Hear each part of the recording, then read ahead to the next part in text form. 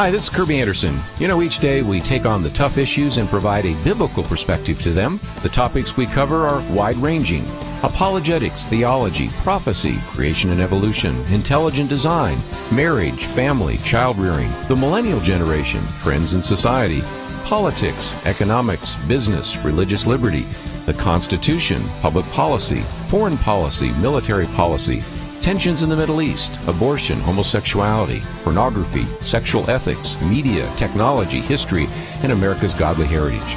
We talk about anything that affects your faith, your family, or your freedom. So don't go anywhere, because Point of View starts right now.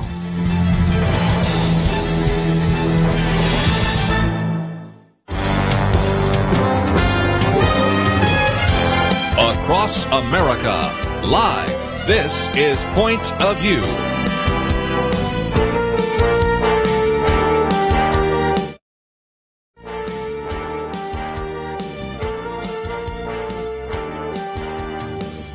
And now, Nick Pitts. And welcome to Point of View on this Wednesday, June 6, 2018 day. I am your host for this Millennial Roundtable of Point of View. I am Nick Pitts, and I'm joined in studio during the first hour by Kerby Anderson. Kerby, how are you? I think they'll let me stay in here even for 3 hours, but we'll see how it works Let's out. hope so. Yeah, Let's hope so, not. because if not, then I'm lost. Well, you got a I'm musician lost. coming in here, so I'm going to sit back and watch the two of you do that in the next hour. And Kirby's alluding to it. We have a packed show for you Very today. good. We've got open lines during the first hour, so we'll be talking a little bit about some of the kneeling that's been happening and then not happening, the invitations, and then the rescinding of invitations relative to the Eagles, Super Bowl champs.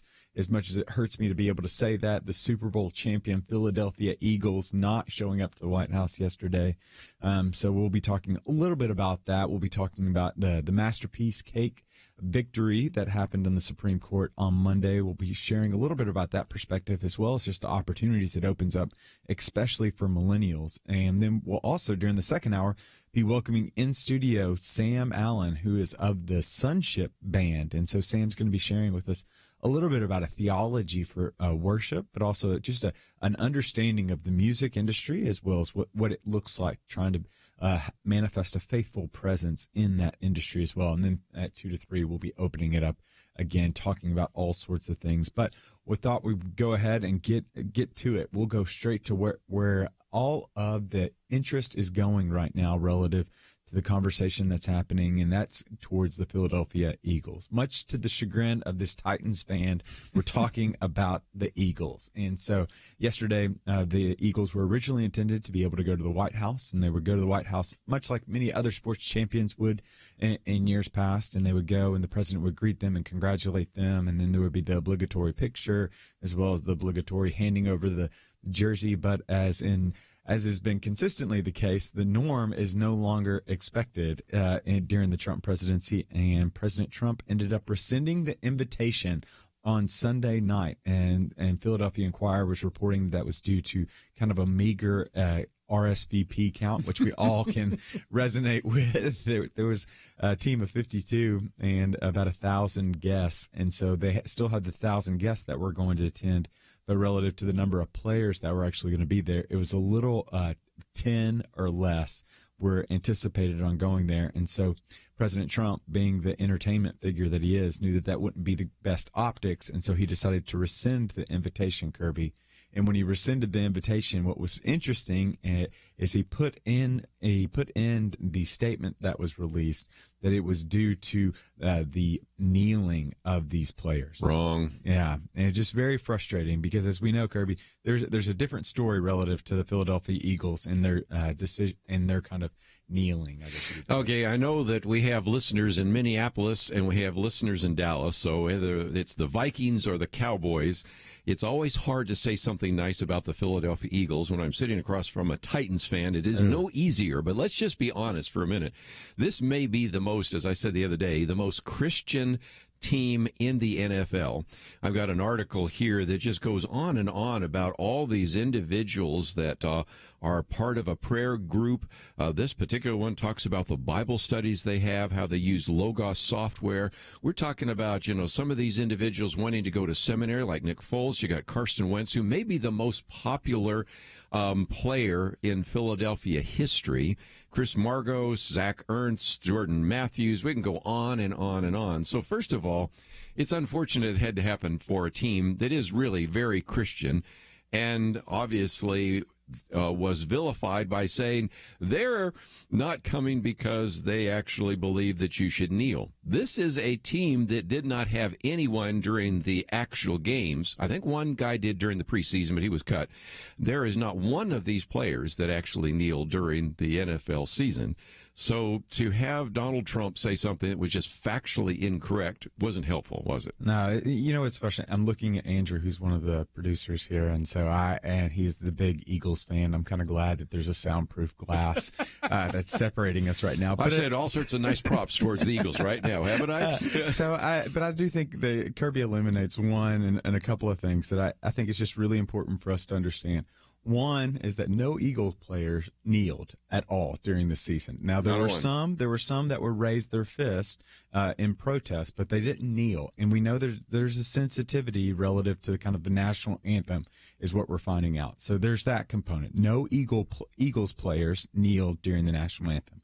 The second is that Chris Long, the defensive end, donated his entire salary towards educational causes. And so this is just now granted there's other sources of revenue for him, but that's still a pretty sizable charitable chunk when you think about it, to the 7 figures that he's donating to charitable causes, which is commendable and is an example worthy of emulation. And then 3, as Kerby alluded to, you've got the Eagles, which are probably, in my mind, in my memory, which is like an elephant, is very small.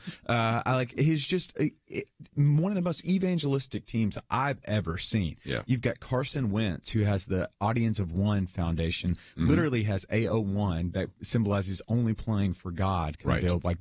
From Colossians 3:23, whatever you do your work heartily unto the Lord. Like, it's this idea. And then you've got Nick Foles, who's the backup quarterback who ended up leading you to the Super Bowl that's going to go to seminary after this. So it's just frustrating how godly they are, but how they're Satan's team. No, I'm just kidding. No.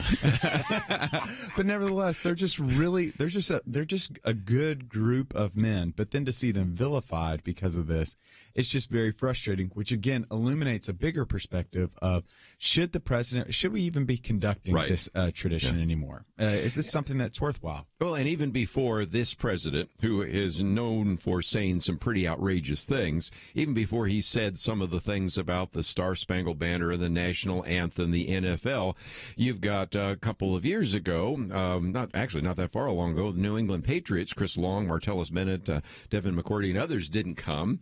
You have, of course, now the decision that was made last year, and now the decision apparently made this year with the NBA teams. Golden State Warriors won last year, probably going to win this year. They're not going to come. And if by chance grade B miracle takes place and the Cavaliers win, which is unlikely, but if it is, we already have LeBron James saying, well, we're not going to go. So maybe it's time to say, this is not such a good idea. This is something that causes a conflict. We have Olympic athletes saying we're not coming to these events. We have World Series winners. We have Super Bowl winners saying we're not going to come. Maybe it's just time to say, let's try something else. So we would love to hear from you. Do you think this tradition should be perpetuated? Should it be continued? Should sports teams be invited? Should sports teams even have the opportunity to be able to go and visit with the president so that the president can congratulate him? Not just President Trump, but future presidents moving forward. Does a new tradition need to be established? And we'd love to hear from you. You can call in 800-351-1212. Again, that number's 800-351-1212. And we also have Facebook, facebook.com/pointofviewradio. There's a little comment box right underneath the live video feed. And underneath that comment box, you can write in your perspective, your opinion. One might say your point of view. And then what you share online, we'll share over the air as well. So should this be a tradition of the championship sports teams in the professional leagues go visit the president? And so we'll take some of your comments and questions after the break. But we've got to take one of those breaks. But when we come back, we'll continue talking about this, as well as just some of the theological arguments relative to hospitality and honor. We'll be back right after this.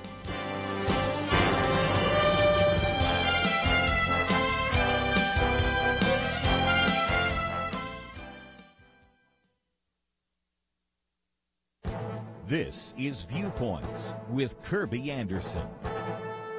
A growing alliance of heretics now populates what has jokingly been called the intellectual dark web. You've probably heard some of their names. For example, there's the new atheist and neuroscientist Sam Harris, and there is the Canadian clinical psychologist Jordan Peterson. These men and others in this group are very different from each other in so many ways other than having PhDs. What put them in this category is the fact that they are renegades from the politically correct culture. Some even refer to them as intellectual refuseniks. They refuse to toe the line of the mainstream academic culture. Sam Harris was driven out of the intellectual community for being willing to say the obvious about radical Islam. One of the quotes that was seen as most offensive was his observation that Islam at the moment is the motherlode of bad ideas. Just watch the YouTube clip from Bill Maher's real-time program in which Ben Affleck is outraged and horrified by his analysis. So are many other progressives. The left's reaction to Jordan Peterson is even more over the top. In the past, he has been appreciated for his work in writing, for example, in his complex tome Maps of Meaning. But he was cast out of liberal intelligentsia for his unwillingness to use transgender pronouns. And he's really in trouble now for making the case that men and women are different, and he's being criticized for talking about dominance hierarchies and competence hierarchies. Do as I have done and pick up his latest book, 12 Rules for Life, An Antidote for Chaos. You will immediately notice how many of his prescriptions are principles we Christians would probably list. He frequently arrives at biblical conclusions because he uses common sense and observes common grace. Perhaps now you can see why the left has excommunicated him and others. I'm Kerby Anderson, and that's my point of view.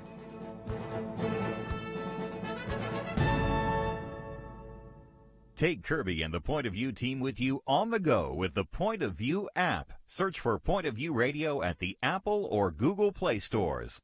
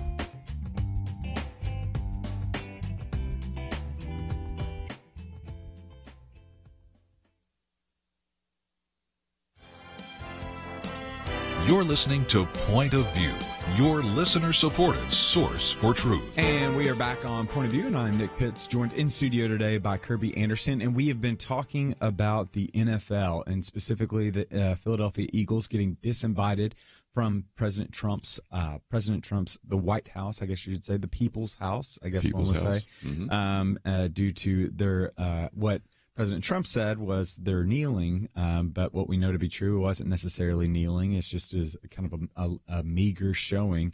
And Kerby, it really does illuminate just this idea of, should this be a tradition that's perpetuated? Should the president welcome into the People's House the champions of the professional sports leagues? Well, and again, that's the question, I think, for the future, because if you start having teams say they're not going to attend, then you have some real questions as to whether or not it makes any sense. Now, from Donald Trump's point of view, for just a minute, he's looking at the fact that I might only have 10 people standing behind me. Well, I got the Marine Band and everything else. That makes no sense, so that doesn't work very well.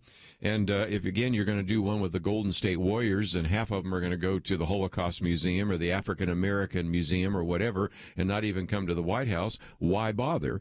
And the broader issue I've talked about, Nick, before is that I love the American system, but there is one place that I think the British system has over us, and that is they separate all the decorum issues from the legislative issues.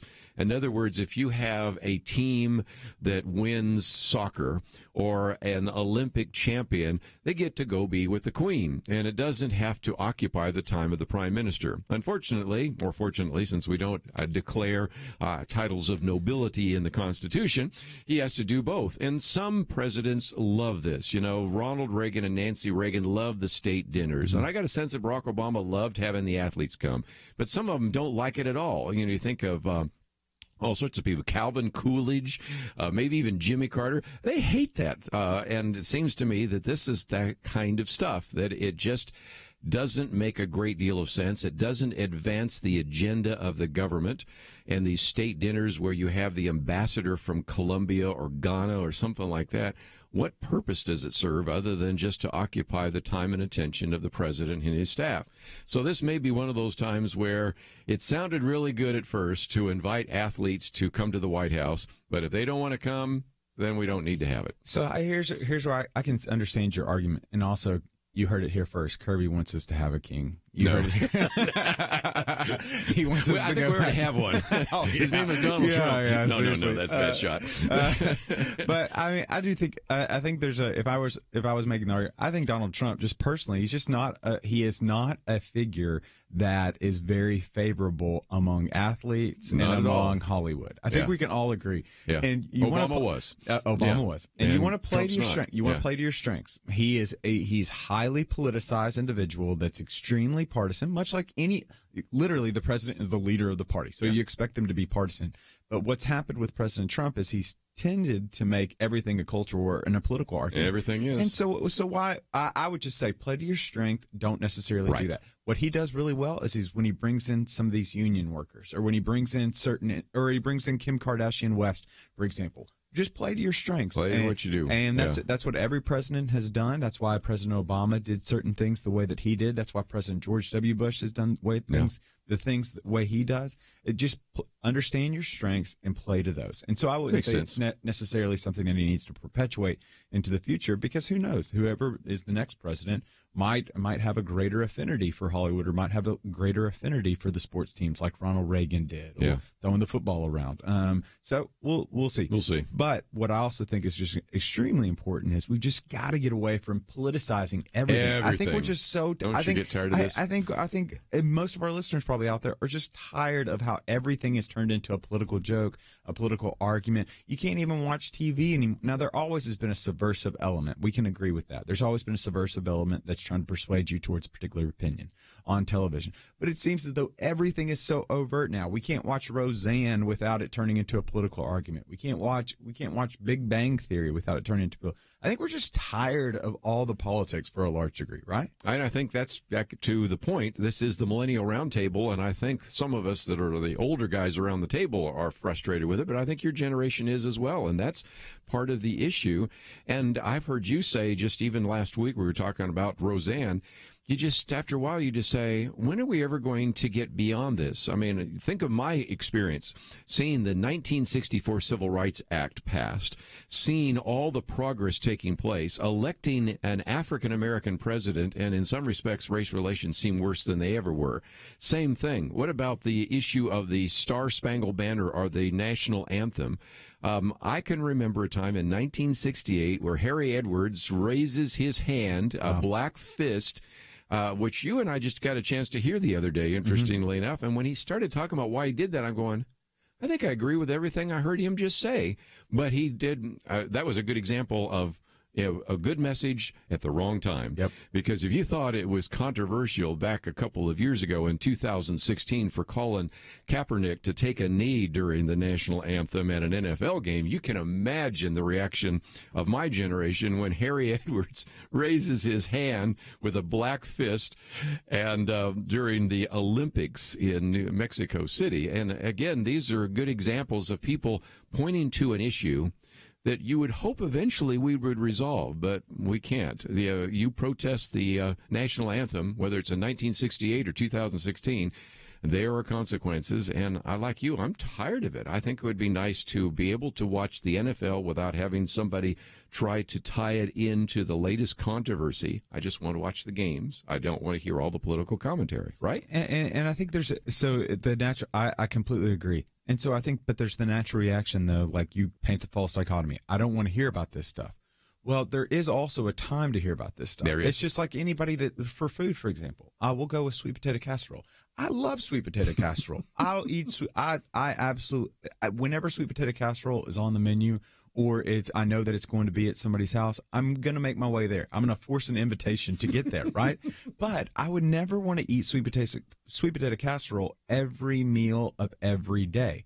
I used to lead a team to Costa Rica, and we would go out into the jungles of Costa Rica, and we would work among the Quebecar people group. And with the Quebecar people, they only ate rice and beans. Rice and beans. So we just had rice and beans. Rice and beans. Rice and beans. Rice and beans every meal for 7 days. Rice so that's and beans. 21 meals straight. I had rice and beans.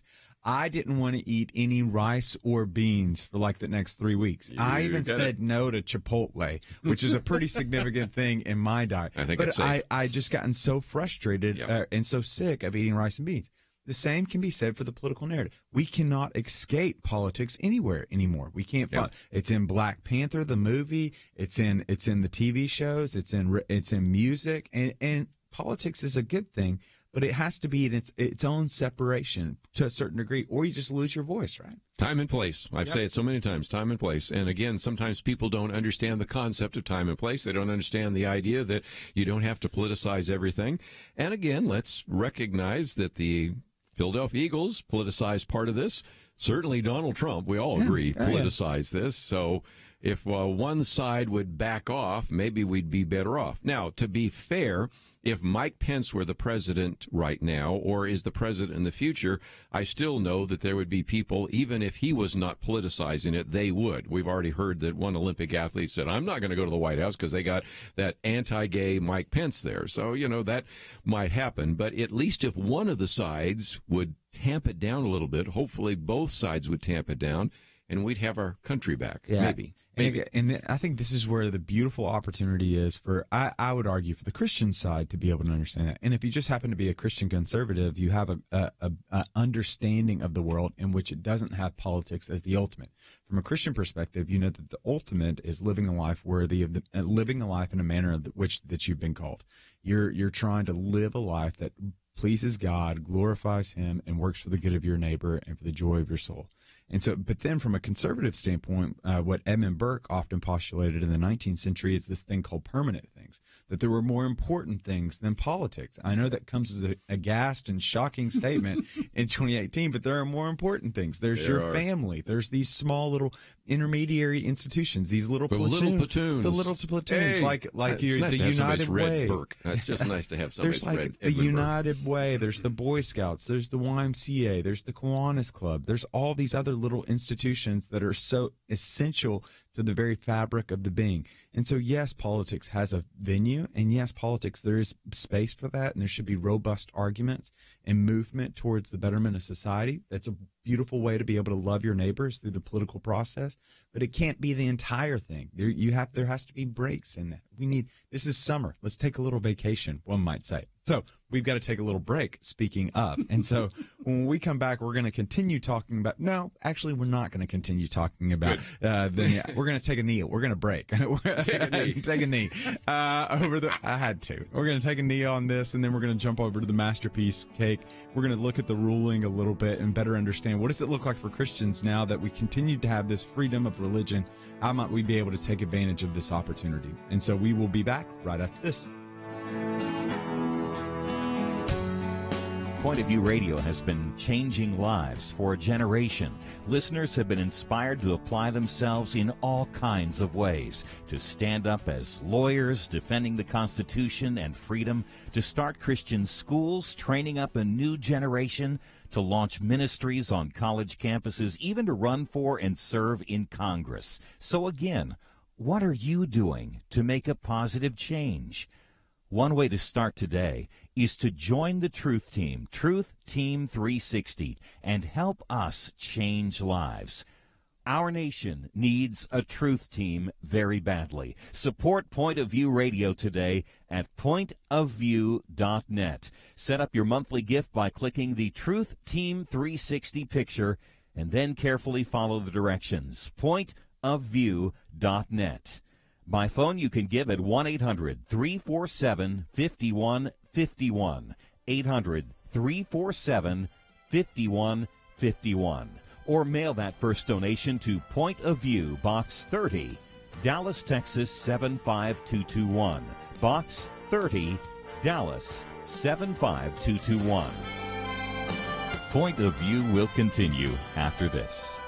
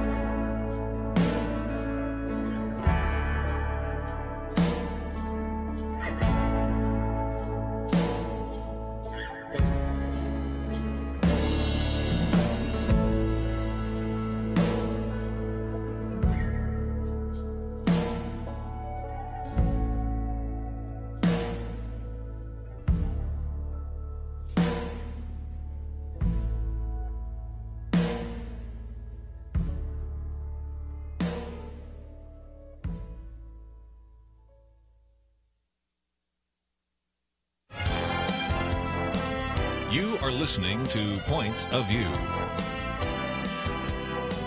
The opinions expressed on Point of View do not necessarily reflect the views of the management or staff of this station. And now, here again is Nick Pitts. And welcome back to Point of View on this Wednesday, June 6th day, also known as National Applesauce Cake Day. And speaking of cake, we had the Supreme Court ruled on Monday in the Masterpiece Cake Shop. Many of you have been following along and understand the implications for that relative to religious liberty and religious freedom. And what was so fascinating is we continued to see a pretty significant win for religious liberty proponents of that. The Supreme Court ruled on Monday in favor of the Colorado baker, Jack Phillips, and his Masterpiece Cake Shop, who refused to make a wedding cake for a same-sex couple. When very closely watched in a decision that was 7-2, the justices set aside a Colorado court ruling against the baker, but also stopped short of deciding a broader issue of whether businesses can refuse to serve gay and lesbian people. And Kerby, this opens up a multitude of implications for us, and what we were talking about during the break. It seemed as though, I guess in sports analogy, there's always the sense that I don't know if that team necessarily won, but I know that team lost. Yes. And so it kind of seems as though there's that tenor relative to the decision and some of the opinions and rulings that came down. Yeah, winners and losers. The winner is Jack Phillips, and no word as to whether or not he has a recipe for applesauce cake, but probably does, because he knows all about that. Too. And it probably is as good as you could possibly get. Next time I'm in Lakewood, Colorado, I'm going into that store buying everything that I can buy just to encourage him. The loser is the Colorado Civil Rights Commission, but not LGBT individuals, because really, as your piece that you've posted here by David French points out, they could have argued on whether or not you can produce whatever it is, florist or bakery goods or photography or whatever for same-sex wedding. They didn't. They instead said that Colorado, and in particular the Colorado Civil Rights Commission, violated his free exercise to religion, in large part because they said that freedom of religion has been used to justify all kinds of discrimination. Whoa, where did that come from? And including slavery and the Holocaust. And then the commissioner said that the religious freedom claim is one of the most despicable pieces of rhetoric that people can use. Well, there's a mic drop right there, isn't there? And so that gave Justice Kennedy, writing for the majority, a chance to just simply say that this is not despicable. This is a good example of the fact that you violated his free exercise. But I will leave for future decisions whether or not we rule in the broader sense. So let's look at some of the specific language how the Supreme Court ruled, because like Kerby said, you'll notice some of that bombastic language that was used by the Colorado Civil Rights Commission. And so notice what the Supreme Court said. They said, quote, the Colorado Civil Rights Commission, quote, showed elements of clear and impermissible hostility towards sincere religious beliefs. Justice Gorsuch, in his opinion, wrote, in this country, the place of secular officials isn't to sit in judgment of religious beliefs, but only to protect their free exercise. It is in protecting unpopular religious beliefs that we prove this country's commitment to serving as a refuge for religious freedom. And so there's reason to be encouraged, but also reason to be warned, right? This bombastic language that's so often characterized and now apparently is prevalent among even the Civil Rights Commission. We need to be very cautious when exercising this bombastic, very liberal, not liberal in the sense of to the left or right, liberals in the sense of just control your tongue language right now. And that's a good, sometimes we're always looking for application, and one of those is curb your tongue. Now, does the scripture say about that? I think the book of James says something. There might be a couple places. There might be a verses. Proverbs says some things about that.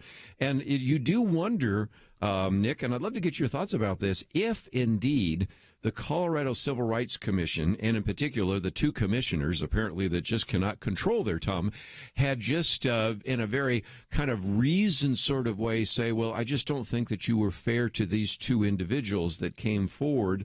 Would we have the same kind of decision? And I'm not so sure we would. Yeah, what you could clearly see in the ruling is they ruled against some of this language that the Civil Rights Commission put forward. Now, if the Civil Rights Commission would have withheld or kind of restrained their tongue to a large degree, that we would move into hypothetical land. And I try to stay out of hypothetical land simply because it gets me hungry. Yeah. Because then I start thinking about the potential desserts I might be able to eat. Yeah, that's right. But nevertheless, it's very interesting. One, just the lashing of their tongue is, I guess, what my grandma would say. Yeah. But then, two, how limited and narrow the scope of the ruling was. So let's read the end of it.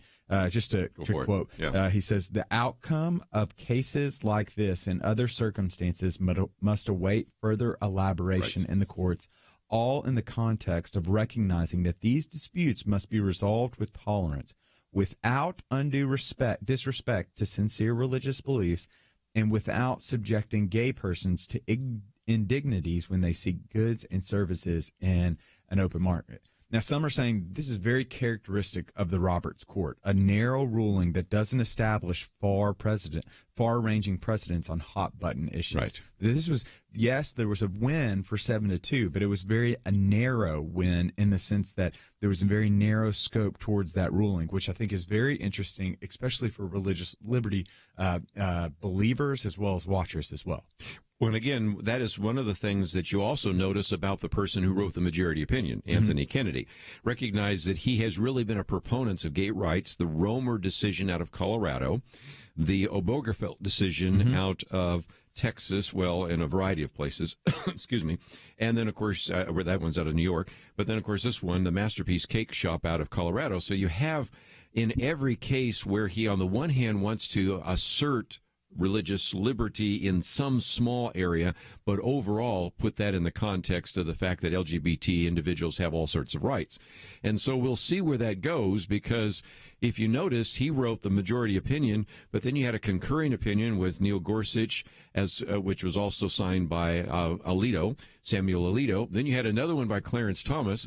Then you had the concurring decision as well by the two liberals, Breyer and Sotomayor. And then you had the dissenting one from Breyer and Kagan. And then you had the dissenting one, Sotomayor and Ginsburg. That's complicated because of all that. So you had everybody coming in with different decisions, which tells me that if you had another case, which I think is the next case, and that is the case out of Oregon, Aaron and Melissa Klein, the one that our good friends at First Liberty have, unless the court changes, I'm not sure where that goes. And Kelly Shackelford says as well, because the Constitution is whatever Justice Kennedy thinks it is on that particular day, and he didn't necessarily weigh in on the broader issue of whether or not the First Amendment protects your right to actually not produce a cake or a floral arrangement or photography for a same-sex wedding. So we'll see. We'll see how that plays out. I think one of the interesting things that we can take away from this is anyone that's listened to Jack Phillips, which you can listen to one of his interviews on Good Morning America. I think it was either this morning or yesterday morning.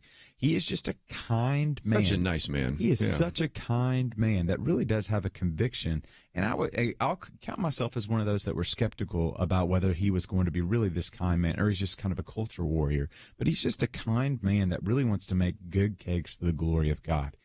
Now, we can learn from the mistakes, and I'll call it the other side, but I know that I need to love our enemies equally as well. The other side was so liberal in their use of just tongue lashing and that's really what the Supreme Court ruled against. So it's increasingly important for us to heed what Jesus would say in Matthew 10:16, to want to be wise as serpents and innocent as doves. It's this understanding of wanting to be able to control our tongue.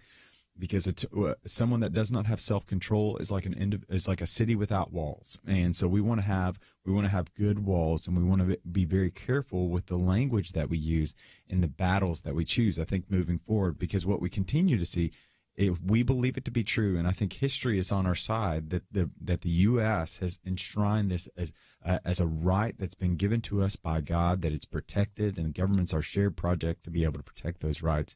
But right now, it seems as though the current Supreme Court it's a very close decision. So it's increasingly important that if we're going to make those stands, we should do so with grace and in love as well. And again, one more application point, the way in which Jack Phillips even related to those two individuals. I went back and read the court record, and assuming that's correct, because they didn't challenge that, this conversation, Nick, only took about 20 seconds. Wow. And the reason he remembers it so vividly is one of the men's mother came and sat there, and then she called up the next day and said, "What was that all about?" And so he recounted what happened. And, of course, he was just very sweet and gracious. "I just don't do that. I'll be glad to provide anything else, but, I just don't do same-sex weddings."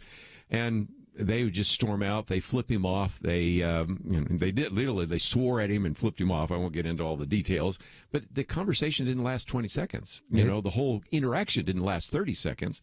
And yet, of course, then they get all their friends to come and vilify him, attack him, start giving him death threats. And then, of course, you have the Colorado Civil Rights Commission basically try to drive him out of business. So another lesson, sometimes something you just say in a 20-second interval could change your life. Wow. And it really has changed his life over these last couple of years, hasn't it? That is the truth. That is the truth. And so we are going to have to take a break. But when we come back, we'll continue to talk about implications from the Masterpiece Cake ruling as well as a few other issues. But we'll be right back right after this.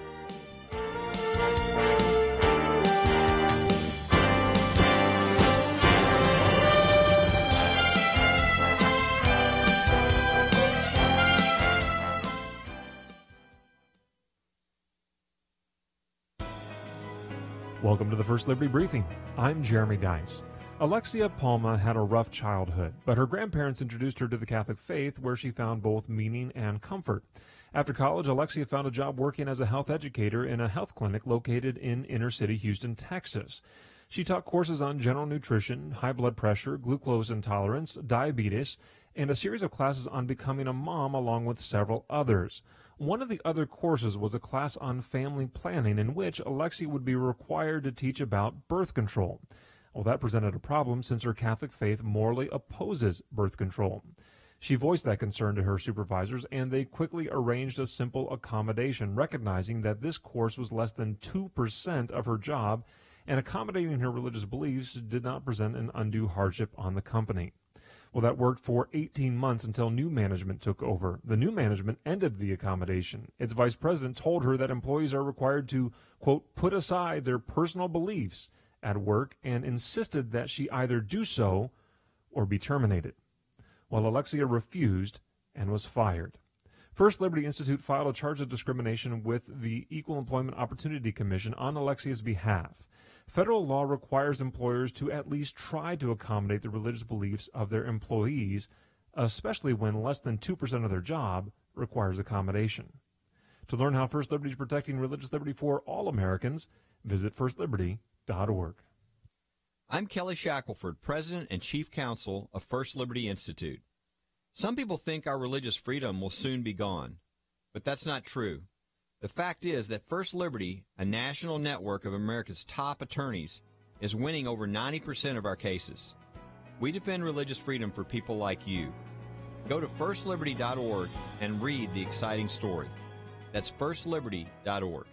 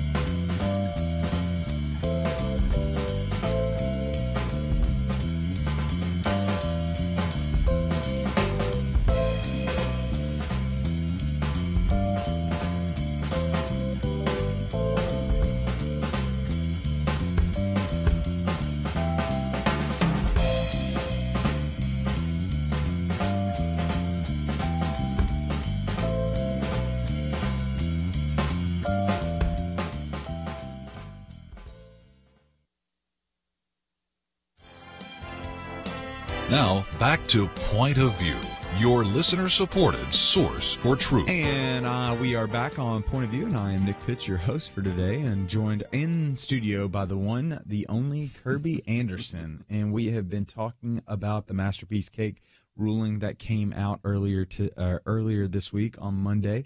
And it was just a fascinating ruling. That really was a ruling against kind of the Colorado Civil Rights Commission and some of their kind of bombastic language that they utilized.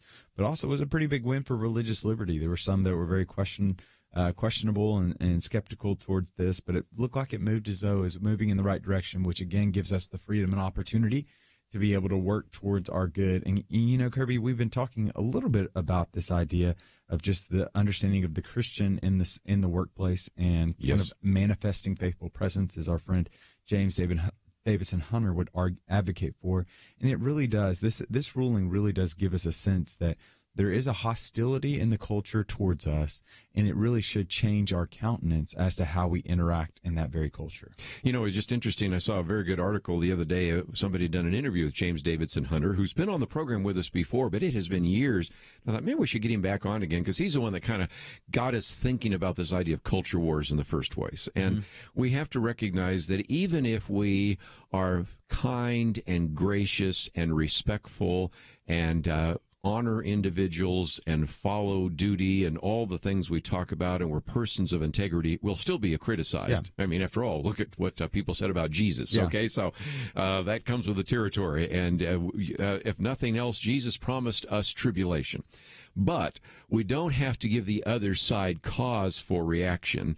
As I say before, sometimes we recognize of the offense of the cross, but that doesn't mean we have to be offensive about the cross. Does that make sense? Yeah. And that's the takeaway on some of this, because we can see in this particular case a perfect illustration of how two commissioners on the Colorado Civil Rights Commission really possibly blew it simply because they could not restrain their rhetoric. We have seen this in the political culture as well, that we see all sorts of people that are saying critical things about Christians. But if indeed we don't react in kind, if we maintain that faithful presence that you just talked about in our area of work, then we're going to, I think, ultimately, as it says in 1st and 2nd Peter, be a light and an illustration for the truthfulness of the gospel. You go to other countries, and Nick, this is kind of interesting. I've only traveled out of this country a little bit, especially now I do radio. Don't do it quite often. But when I do, it is interesting that in certain countries, Christians are revered because in a culture of corruption, Christians are honest. In a culture where people sometimes are lazy, Christians are hard workers. And so I wish that always when somebody says, you're a Christian, oh, well, you're the kind of person I want to hire.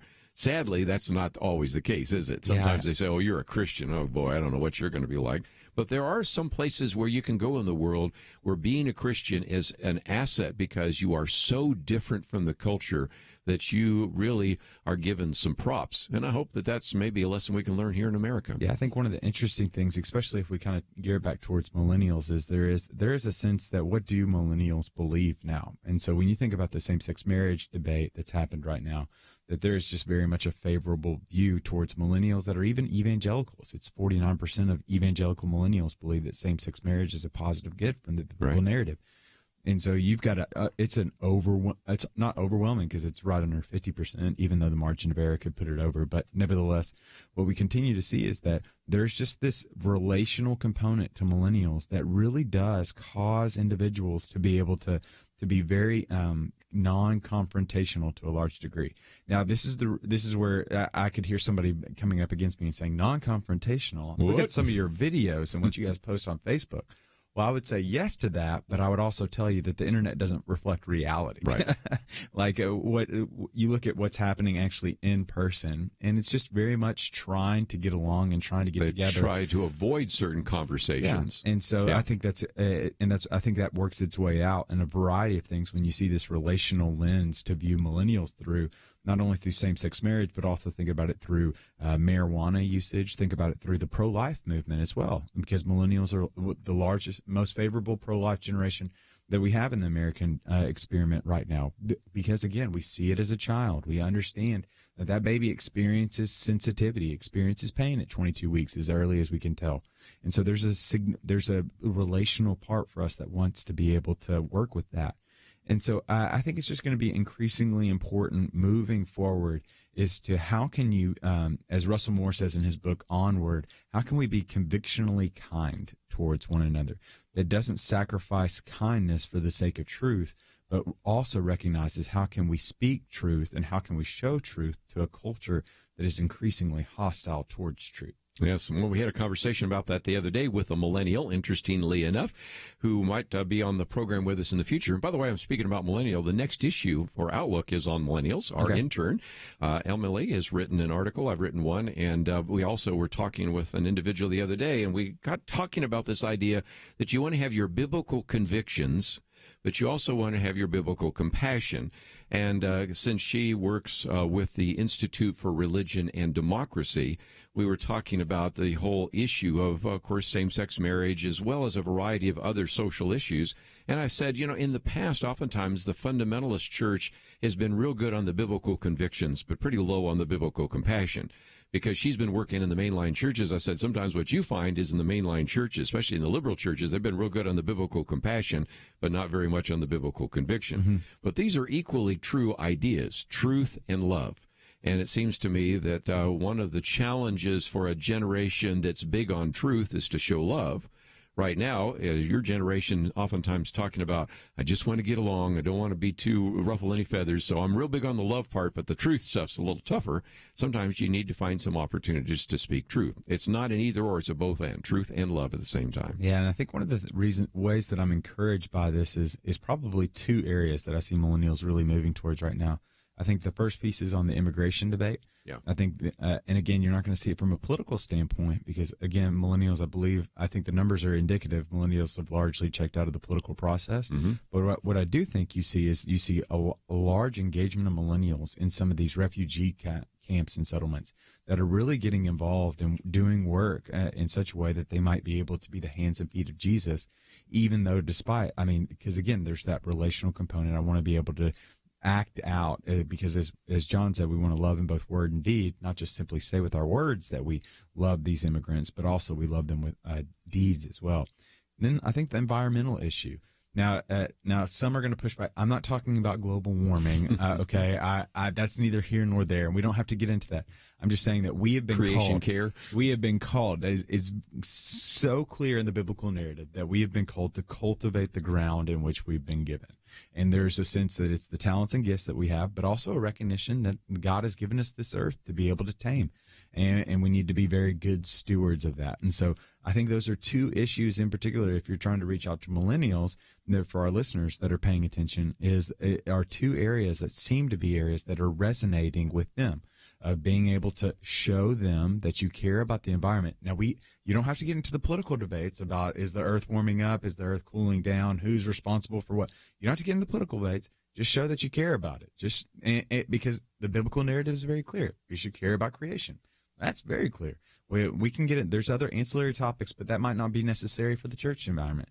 And then relative to immigrants. Now, again, there's some that are saying, well, build a wall. No, tear it down. No, don't get into the political arguments. Just simply say, there's refugees here. And because of what Jesus has done and extended kindness towards me, that I should be cognizant of the fact that I was once an enemy as well and an alien in a foreign land, but I had a God that came and pursued after me. Why can't I be the hands and feet to pursue after these people? So don't have to always put things towards politics, but just understand that we're all human beings. Everyone is fighting a hard battle, therefore be kind. And so we're going to have to take one of those breaks, and when we come back from the break, we're going to have in studio with us Sam Allen of the band Sonship and talking to us a little bit about theology. We'll be back right after this. In an age of fake news, getting good information is vital. Point of View works to bring you that each and every day. But as Diane in Arkansas illustrates, passing that information along, educating others, is something you can help with. Diane is a college professor. She influences the next generation, and she wrote, "Thank you for your informative letter. I used some of your quotes when I was teaching the Declaration of Independence in my literature class." Diane, like so many, hopefully like you, is taking what she received from Point of View in letters, online, through our app, on the air, and rebuilding truth in this post-truth culture. All of that takes a team. Join the truth team at Point of View. Find out how you can help at 1-800-347-5151. 800-347-5151. Or sign up online at pointofview.net/team. Show your commitment. Make a difference today, right now. Pointofview.net/team and 800-347-5151. Point of View will continue after this.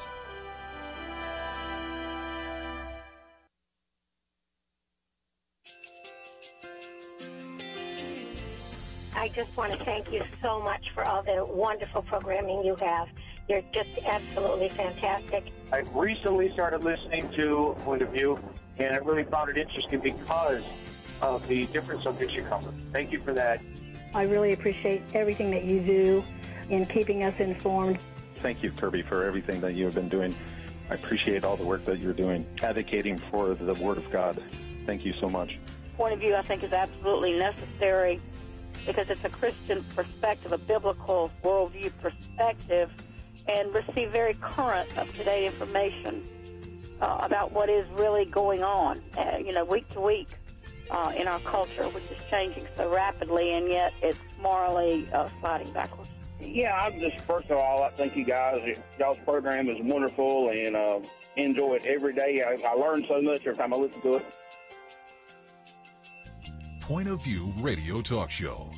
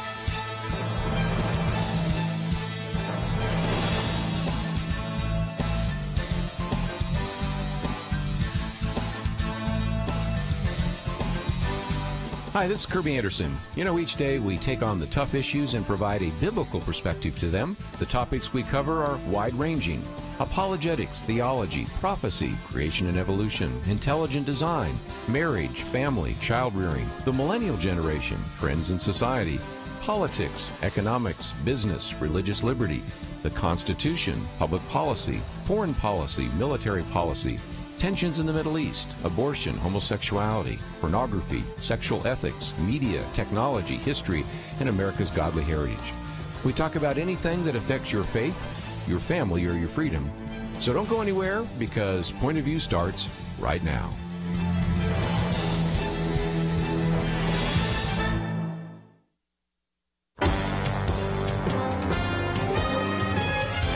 Across America, live. This is Point of View.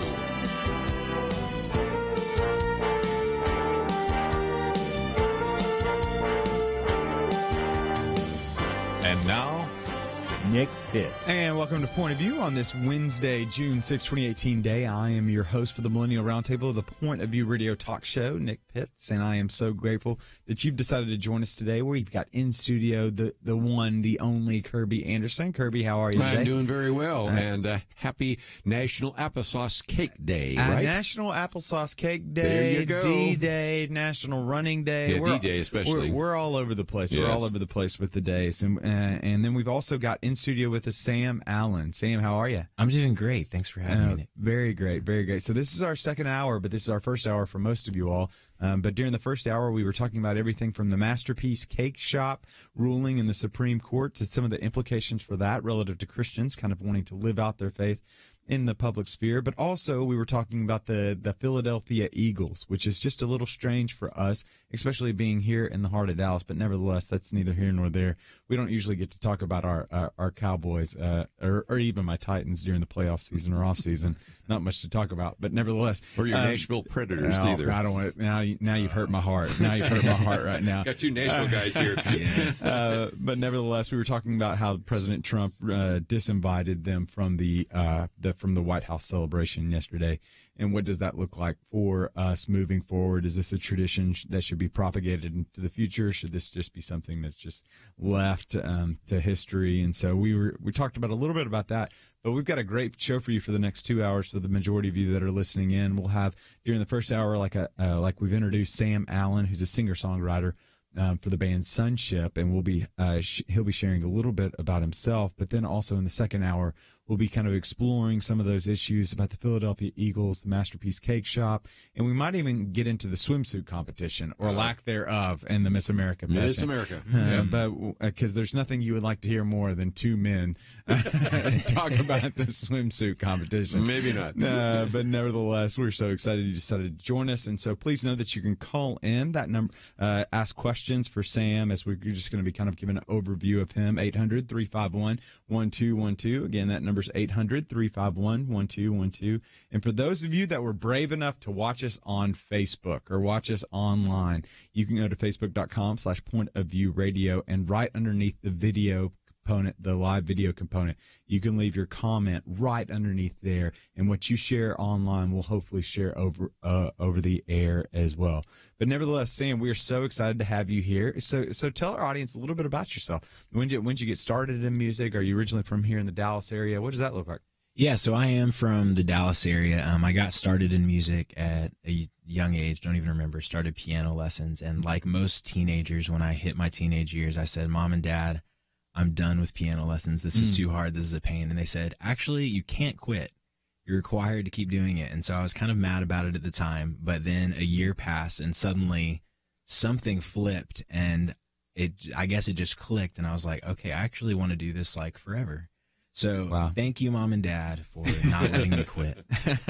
Okay, so that I almost have the exact opposite story in that I did start piano lessons. My dad forced me to take piano lessons, and he would entice me by playing Can't Touch This by MC Hammer, Ice Ice Baby on the piano. But one of the things, I was just not enticed enough, and I couldn't get over Yankee Doodle Dandy and Ode to Joy and Bach, et cetera, et cetera. So I just ended up quitting. But I'm glad there are individuals like you that kept on. There's hope. Yes. Oh, that's great. And so you continued in the musical business, and so now what do you do now?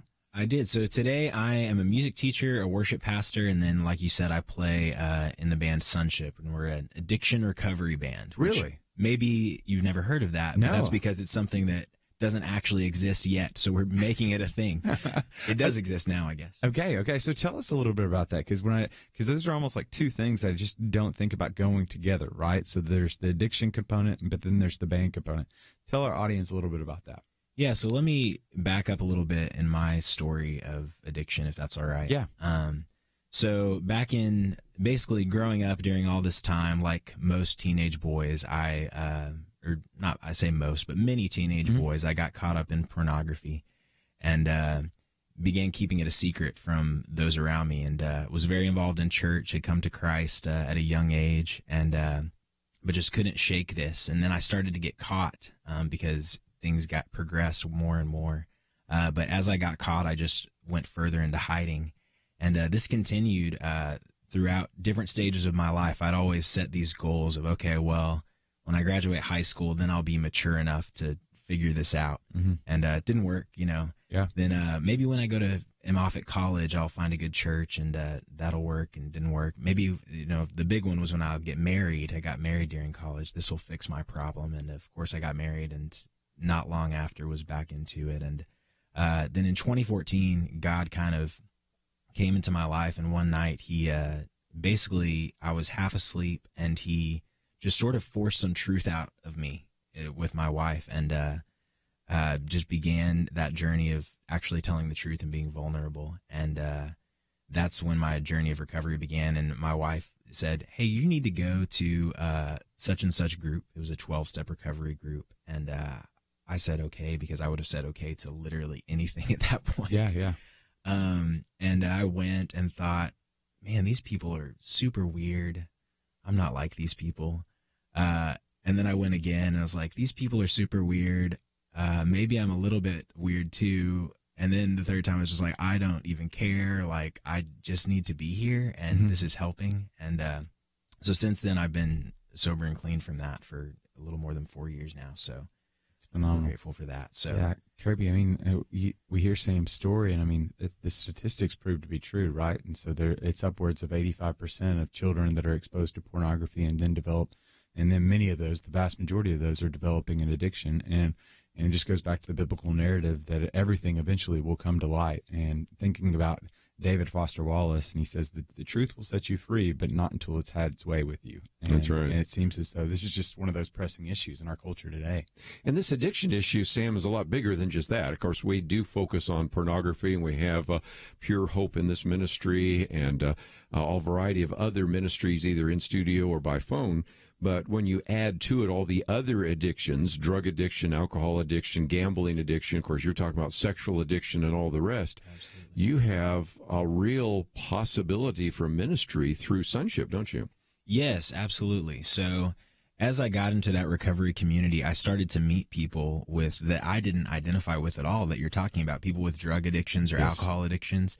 And as I began to meet these people and talk to them more, I realized that our problems were really the same. Maybe they looked different on the surface, but it was all a sin issue. It was all a heart issue. Yes. There were different core issues that were very similar between all this. And so I started to write these songs, Sonship's music, a few years in, and really it was just about my story. And at the time, I wasn't even thinking, this is for all addicts. But then when we started to play them, people would come up, addicts and not addicts, and be like, wow, that really mattered to me. I really relate to that. And I'd be like, this is a story about someone with a sexual addiction. Like, how are you relating to this? It didn't quite compute until, a little while later. Yeah, there's an individual, Victor Hugo, that says that music expresses that which can't be said, but which can't remain silent, rather. And so we're going to have to take one of those breaks. And then when we come back after the break,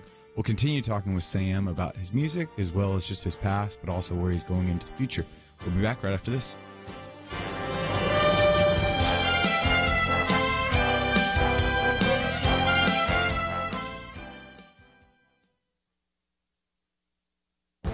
This is Viewpoints with Kerby Anderson.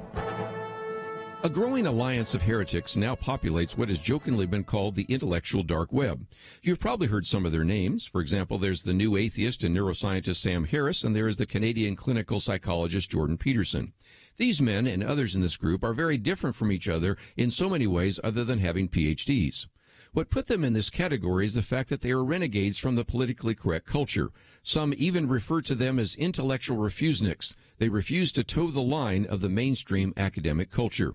Sam Harris was driven out of the intellectual community for being willing to say the obvious about radical Islam. One of the quotes that was seen as most offensive was his observation that Islam at the moment is the motherlode of bad ideas. Just watch the YouTube clip from Bill Maher's real-time program in which Ben Affleck is outraged and horrified by his analysis. So are many other progressives. The left's reaction to Jordan Peterson is even more over the top. In the past, he has been appreciated for his work in writing, for example, in his complex tome Maps of Meaning. But he was cast out of liberal intelligentsia for his unwillingness to use transgender pronouns. And he's really in trouble now for making the case that men and women are different, and he's being criticized for talking about dominance hierarchies and competence hierarchies. Do as I have done and pick up his latest book, 12 Rules for Life, An Antidote for Chaos. You will immediately notice how many of his prescriptions are principles we Christians would probably list. He frequently arrives at biblical conclusions because he uses common sense and observes common grace. Perhaps now you can see why the left has excommunicated him and others. I'm Kerby Anderson, and that's my point of view.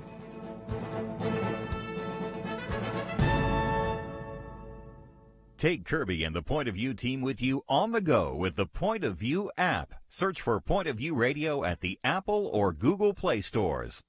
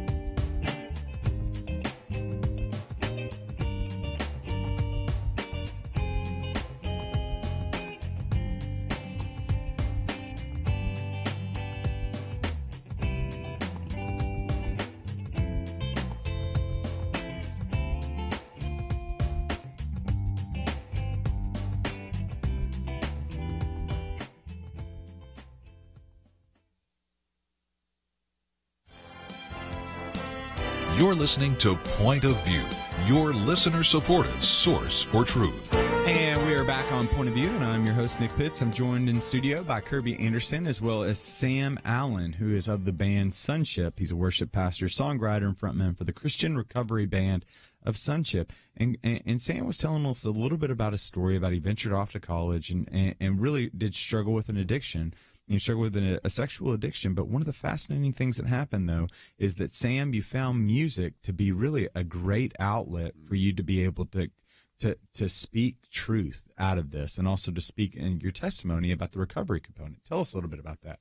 Yeah, absolutely. So, like I was saying, I started writing songs. I'm always writing songs. I'm kind of a songwriter to the core, and I started writing songs about my experience, and as I played them for people, I realized that they were relating more and more to them. And so about a year and a half ago, I asked a friend of mine who I knew had also experienced some recovery, hey, do you want to get together and, play some of these songs? I've written 12 songs that are based on the 12 steps of recovery. And he's like, sure, yeah, we'll do that, and got a few other guys together, good believers, and we just played this little rinky-dink show at the church where I lead worship in Rowlett, and there weren't very many people there. There were 25, 30 people there. But then afterwards, and honestly, I felt horrible about the show, but then it ended, and so many people came up and said things like, wow, that was my experience, or that song. The people I would never expect were saying, like, hey, that song, really, I identified with that, and that was really cool to see the connection there. And now, ever since that Rowlett show, it's just been building, right? It has. Yeah, it's amazing what God has done in really just not much over a year that we've been playing music together. So tell us a little bit about that journey from that Rowlett show to where you find yourself today. What's been happening since then? Yeah, so what's been happening since then is we've released an album since then. It's our 12 songs based on the 12 steps. We're working on a second album that's about kind of the struggle of addiction.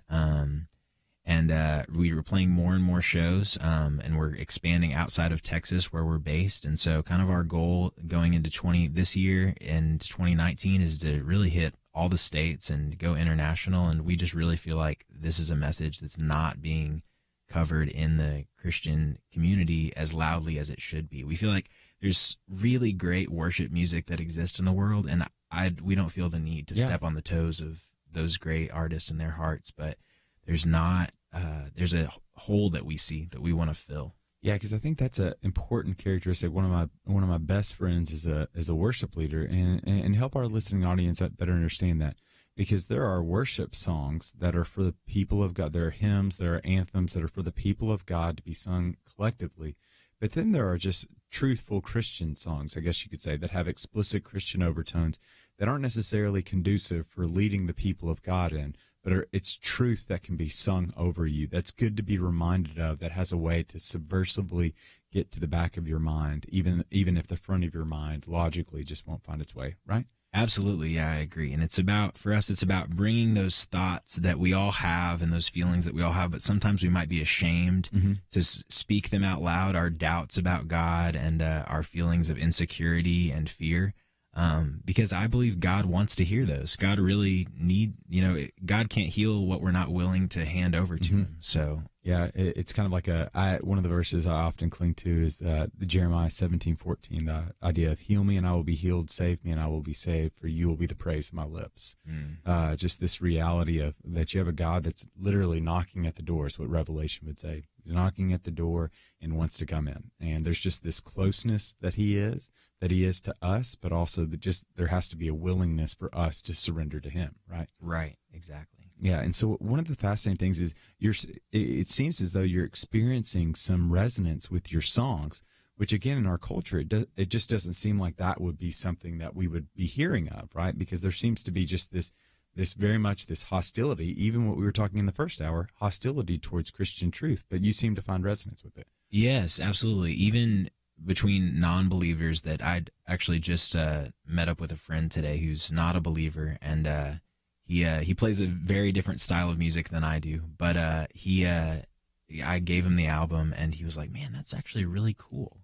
Like, I really enjoyed that. And I was honestly shocked. I thought and he didn't have to say that. And but something resonated about him. So it feels like a more accessible point of entry for some people that maybe are scared off by the words church or Christianity or things like that. It kind of goes back, Kerby, and this is probably one of the qualms that I have, is like, yes, we need to be true to the biblical narrative, and especially when it comes to the LGBTQI, because at the very heart of the matter, it's a broken view of sexuality.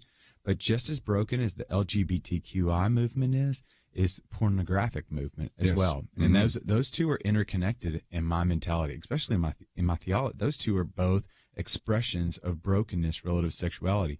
And when you look at the numbers, just the sheer numbers and the volume of the Christian voice against homosexuality and against all of that, which they should be, but also the much more prevalent issue for Christians is what pornography is doing to the church right now. And it seems as though we're very quiet on that right now. Yeah, and again, let's give credit where credit is due. You have Enough is Enough, and you've got Pure Hope, and a number of ministries that have done something about that. But it's a good example, Nick, of the fact that the church doesn't speak to our sins. And so since we recognize so many pastors from surveys done by leadership in Christianity today themselves are addicted to pornography, so many men, you can't go to, well, and this dates me, the Promise Keepers events that used to exist, and ask the number of men that said, how many of you struggling with pornography, and see these hands in these stadiums go up, to realize that Sam is onto something. And again, to broaden it a little bit, there was a time when those of us a little bit older, since I'm the token non-millennial here, okay? When those of us, you guys are the millennials, but there was a time in which we all saw these as different. A person that has a drug addiction is different than a person that has an alcohol addiction, which is different than a person that has a gambling addiction, which is different than a person that has a sexual addiction. We now know from our brain studies it's all the same feedback mechanism. And so this is, I think, one of the reasons, Sam, that even though you come to this not as a drug addict, not as a gambling addict, but as somebody that's dealt with pornography, that when you sing your songs, there are all these broken people, some who are facing addiction, some who have mastered addiction, others that are just broken in some other way, that resonate with your songs. Yes, no, absolutely. I think that's really true. And just to speak to the homosexuality piece, I think you're talking about showing compassion to this movement of people. How do we show compassion with these people we disagree with? And I think that's one of our goals, is through these songs, not just with that community, but, the first step for us is, hey, we have felt a similar way to how you are currently feeling. And this is, this is the conclusion. This is how God drew us out of this and helped us in the midst of this, rather than starting with, hey, look, I'm over here. You need to be over here where I'm at. Start a little bit closer to where they might be feeling there. You bring up the compassion piece. It reminds me of so in Matthew 9, right? So Matthew 9, Jesus is on this healing spree, and then he comes to the very end of the healing spree. And in Matthew 9, he finds all these people. He's with his disciples. He's overlooking this precipice. He sees all these sheep without a shepherd, right? And it tells us in the text that his heart, he had compassion. Like the churning of the gut is kind of the image that it gives it in the original text. And one of the things that he says to his disciples is the infamous phrase, or the famous phrase that we all know, is that the fields are white for harvest, right? So go and pray to the Lord of the harvest to send out, to make workers to work the fields. And it's that sense of, man, there's a lot of broken people. And if the numbers are correct, I mean, we're all broken, but relative to what you're speaking to, if the numbers are correct, there's a lot of broken people. Sheep that are without a shepherd, that are beat up and that have been cast out, is the two words we're given. And what not a better way for us to be able to demonstrate and to show compassion to them, because we recognize that compassion is the thing that leads to repentance. Right. So, so what a great opportunity. And so we're going to have to take a break here in a little bit, but when we come back from the break, you're going to want to stick around, because we're going to have Sam is actually going to be singing a song from his album Sonship. And so you're going to want to stick around for that, because we'll have him singing that song, and then we'll have him afterwards to be able to share a little bit about that song, as well as just some of the truths from that song. And so, Sam, tell us one more time, where can people go online to be able to find Sonship? So if you want to check us out, it's on sonship.band. Most people ask, oh, where's the .com? It's .band, what we are, rather than .com. So it's sonship.band. And there you can see our shows that we're playing. You can check us out on Spotify and social media. If you want to book us, you can fill out a form there, and that goes to us. And we'd love to get back to you and just connect with you in any way. If you have a struggle that you want to share, we want to be a part of that as well. That's great. That's great. And so we're going to have to take a commercial break, but when we come back, Sam is going to be performing one of his songs from the Sonship's debut album, which does feature, it's based on the 12 Steps of Recovery, the 12 songs that they have. And so when we come back, you're going to want to tune in. So you can continue to ask questions, or to be able, we'll take some of your phone calls as well during that time. And so you can call in at 800-351-1212. Or you can go online to facebook.com/pointofviewradio, and we'll be sharing some of those questions that you ask online over the air as well. We'll be back right after this. Why should you become a partner with Point of View Radio? Because for decades, this team has made a significant difference in lives and communities across the nation. Because America is dying for lack of biblical wisdom about life and culture. You should give because your gift will make possible cutting-edge information on issues that matter, information you won't hear anywhere else. Why? Because your gift will change lives, because you'll influence our culture with biblical truth, and because you can make a difference for the future. Our nation needs a truth team very badly. Support Point of View Radio today at pointofview.net. Click on Join the Truth Team and choose your level of support.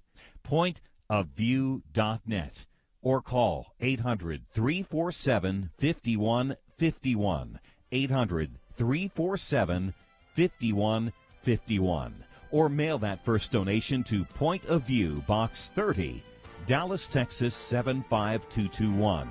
Box 30, Dallas 75221. Point of View will continue after this.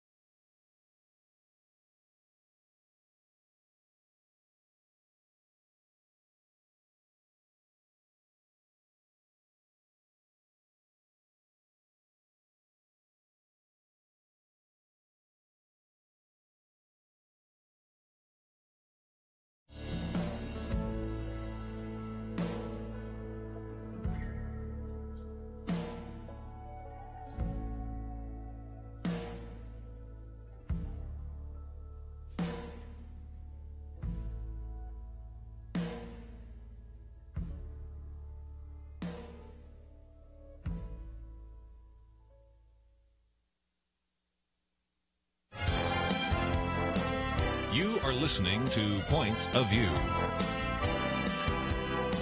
The opinions expressed on Point of View do not necessarily reflect the views of the management or staff of this station.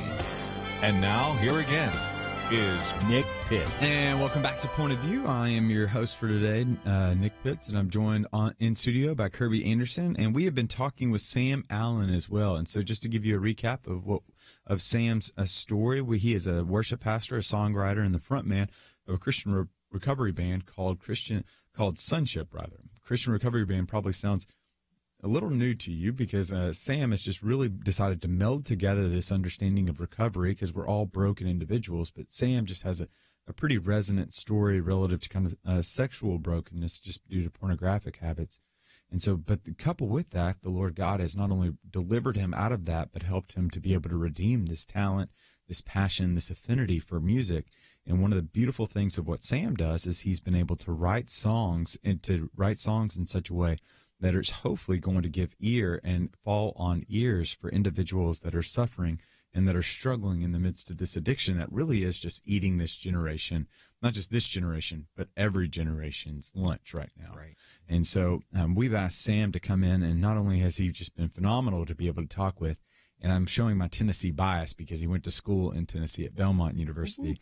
So he's a Bruin. And so not only does he have the Tennessee roots, but also he's just got a heart for the Lord, and that wants to use the gifts that the Lord God has given to him in order to bless the church and hopefully to be able to shine a light not only on the brokenness of this world, but also a light that illuminates a way towards the fullness of life, which is found in Christ Jesus our Lord.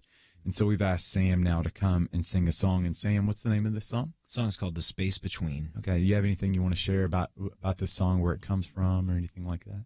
You know, we can talk about it afterwards. I hope it'll speak for itself. Okay. Very good. Okay. And so without further ado, Sam Allen with the song The Space Between.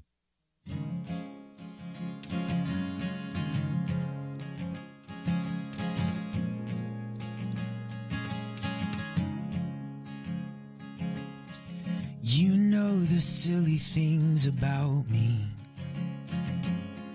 and you know the things I like to do.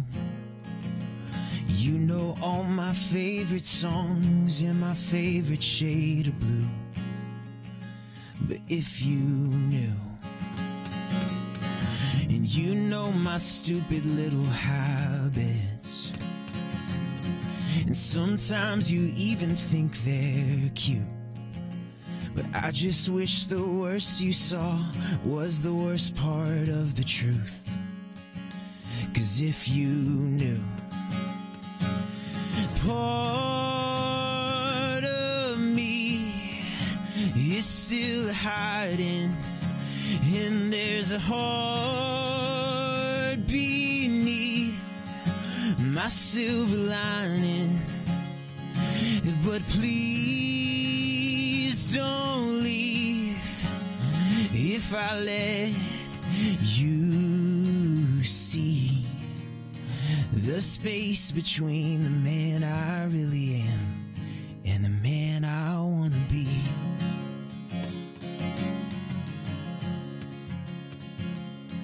And I always put my best foot forward, and I never let you see me fall. But now I'm not sure if you know who I really am at all behind these walls. 'Cause part of me is still hiding, and there's a heart beneath my silver lining.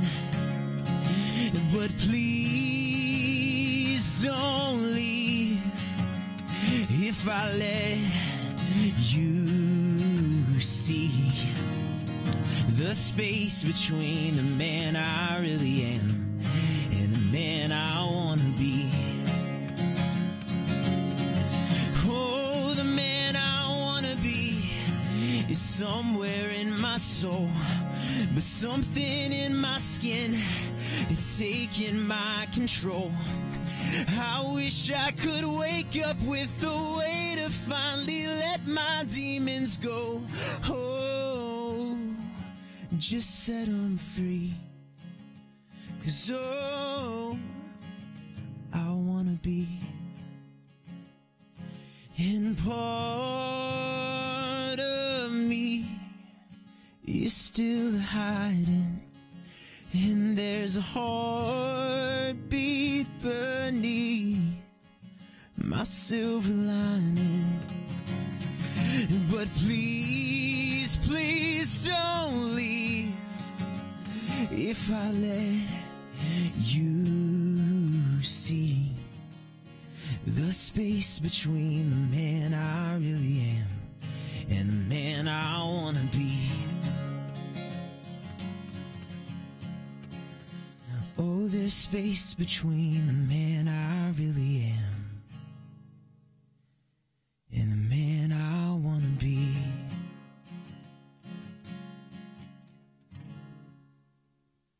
Wow. Wow. That was powerful, Kerby. It was. And again, we'll get a chance to hear a little bit more about that, but one of the 12 songs on Sonship. One of the 12 songs on Sonship's debut album, which again is 12 songs based on the steps of recovery. And Sam Allen, we are so grateful to have in studio as well. Really just a phenomenal song, really, that does illuminate the truth of the reality that even though we might feel as though that we're hiding, the reality is that God sees it all and yet loves us all the same. Yes, right? absolutely. So tell us a little bit more about that song. Where did it come from? Like, what's some of the influences behind that for our listening audience? Yeah, so that song was written pretty closely after everything started to come out about my addiction and the truth was kind of revealed. And it's really a reflection of my feelings of the time before things had come out, and where I was really just wrestling, and I never felt like I could fully be myself, because there was always this thought in the back of my mind of, if this person only knew this about me, then they would reject me ultimately, and I would be left alone. And the cool thing is, once that came out, and the album kind of expresses this, that's kind of an in-between part in the album, but once that came out, I was anything but alone. I actually found a great community, and my relationship with God, it was a real relationship with God. It wasn't kind of this strained relationship, and so it was amazing that fear, God kind of turned on its head and gave me blessings instead. I'm sure that had to be one, just so fearful to finally just to come out with just the addiction that had been killing you in the dark, but then just how refreshing that must have been, the sweet refreshment of mercy, to know that there were other individuals that were fighting the same battle that you were fighting, but that had found the light. I can't fathom what that must have been like for you. Yes, it was amazing. And honestly, the first few months it was probably a few months before I started to feel that mercy. You know, the first few months were such an explosion of just feelings and craziness that I still wasn't sure what was going to happen. But over time, you said a great quote earlier that I can't remember about the truth coming out and how that affects you. And yeah, it was painful at the time, but over time, the healing journey began, and it was really just cool to see what God did. Yeah, it's the reality. Like, it's one of the individuals that has just captivated my thinking on this, Kerby, is Ann Voskamp. And Ann Voskamp often, she just has such a way with words, and she often likens the body of Christ to the wounded warrior, right? The reality that none of us are perfect, that all of us are carrying these bruises around. But we're warriors in that we're fighting this battle for holiness, and we're pursuing after that. So you never want to trust the knight in shining armor, because that means they've never fought anything before. And so just we're all moving towards one degree of glory to the next. We're all moving towards some degree of perfection. But what not a beautiful opportunity for you, Sam, and then for all of us as well, in our communities as well as within our churches, to really just kind of share those struggles and allow the individuals that have struggled as we are and then have lived to tell the story come and bring light to our story as well. Yes, absolutely. Yeah, I feel like God in my life has definitely worked through my weakness a lot more than my strengths. And, you know, even through these songs, you know, I feel like God has gifted me as a songwriter, but the way God has used these is not in the same way that maybe I would have thought they would have been used. And so I would just encourage the listeners and really anyone, most people have something that is hard for them either talk about or to just take that step. And it doesn't have to be a big addiction thing. You know, it can be a small thing. And I still have things in my life that are hard for me to let go of. And so, like you're saying, always being sanctified and always working to let go of that next thing. Mm-hmm. That's phenomenal. And so we're going to have to take a break, but I know that some of you probably have questions or comments that you have for Sam, so we're going to open up the phone lines. That number's 800-351-1212. Again, that number's 800-351-1212. And then for our Facebook listening audience, you can go to facebook.com/pointofviewradio, and you're going to see a question or comment box right underneath the live video feed. And what you can do is you can share your question or comment. And during this next segment, after the break, we're going to start taking some of those questions with Sam during our last segment. So you're going to want to stick around, and we'll be back right after this.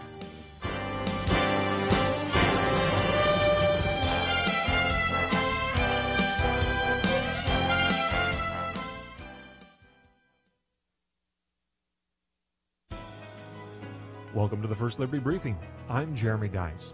Alexia Palma had a rough childhood, but her grandparents introduced her to the Catholic faith, where she found both meaning and comfort. After college, Alexia found a job working as a health educator in a health clinic located in inner-city Houston, Texas.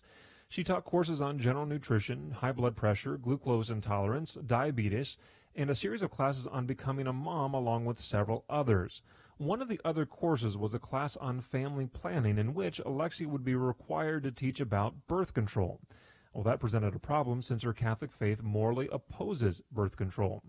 She voiced that concern to her supervisors, and they quickly arranged a simple accommodation, recognizing that this course was less than 2% of her job, and accommodating her religious beliefs did not present an undue hardship on the company. Well, that worked for 18 months until new management took over. The new management ended the accommodation. Its vice president told her that employees are required to, quote, put aside their personal beliefs at work, and insisted that she either do so or be terminated. Well, Alexia refused and was fired. First Liberty Institute filed a charge of discrimination with the Equal Employment Opportunity Commission on Alexia's behalf. Federal law requires employers to at least try to accommodate the religious beliefs of their employees, especially when less than 2% of their job requires accommodation. To learn how First Liberty is protecting religious liberty for all Americans, visit firstliberty.org. I'm Kelly Shackelford, President and Chief Counsel of First Liberty Institute. Some people think our religious freedom will soon be gone, but that's not true. The fact is that First Liberty, a national network of America's top attorneys, is winning over 90% of our cases. We defend religious freedom for people like you. Go to firstliberty.org and read the exciting story. That's firstliberty.org.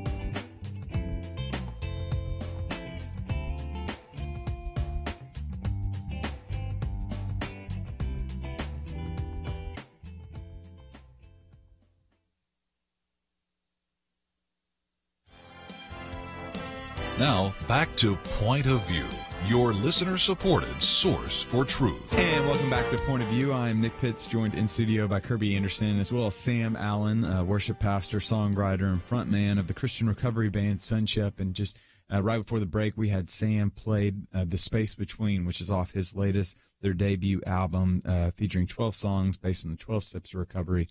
And we've been taking some phone calls as well. So if you want to call in, 800-351-1212.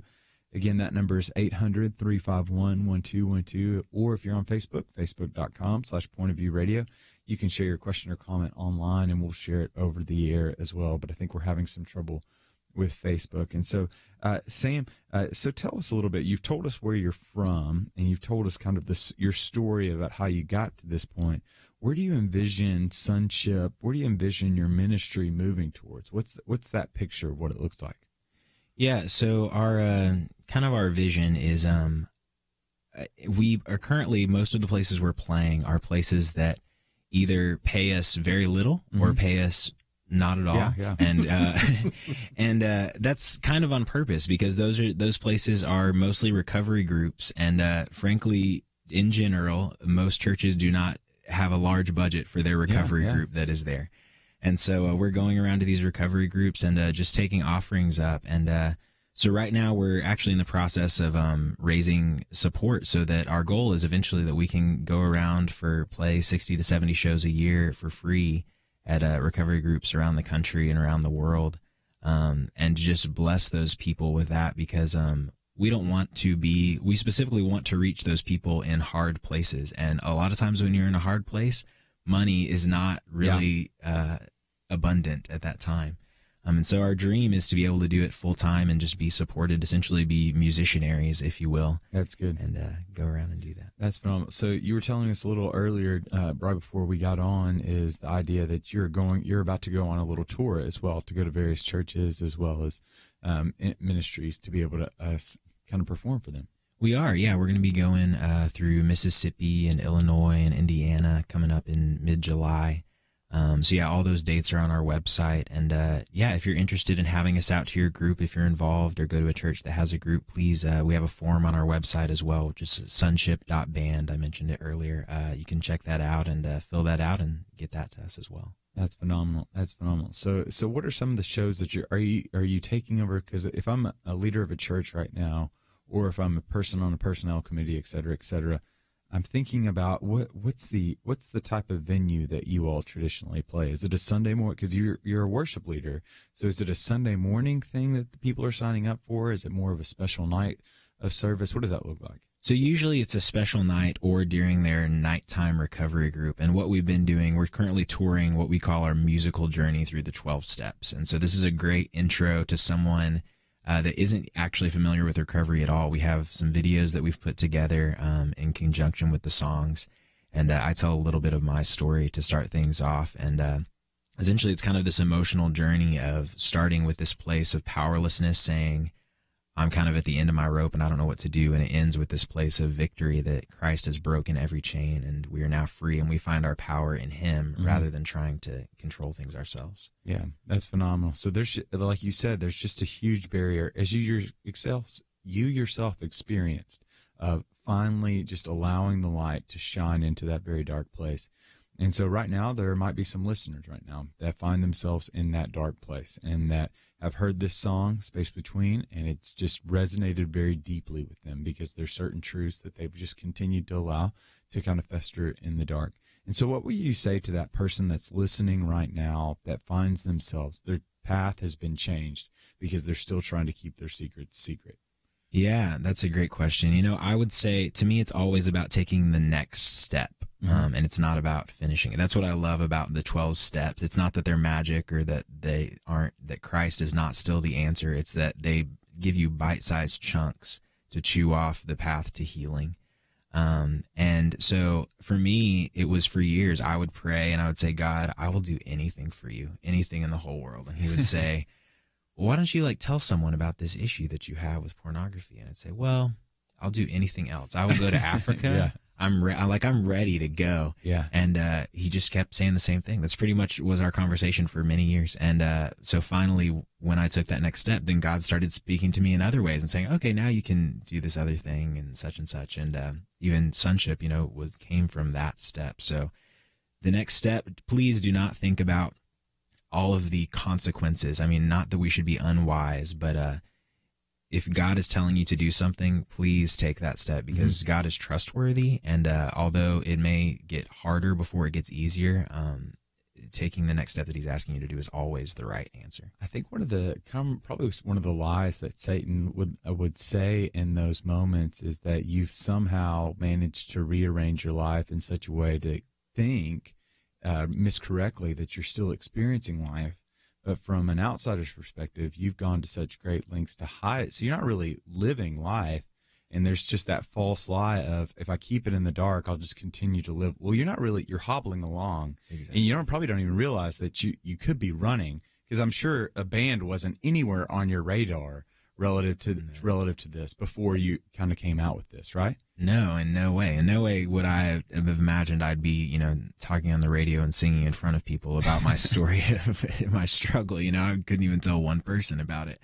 So, yes, I completely agree with that. And I think that I'm losing my train of thought, but you have great questions. No. Because Kerby, I think that's like the reality of whatever sin that we're in, right?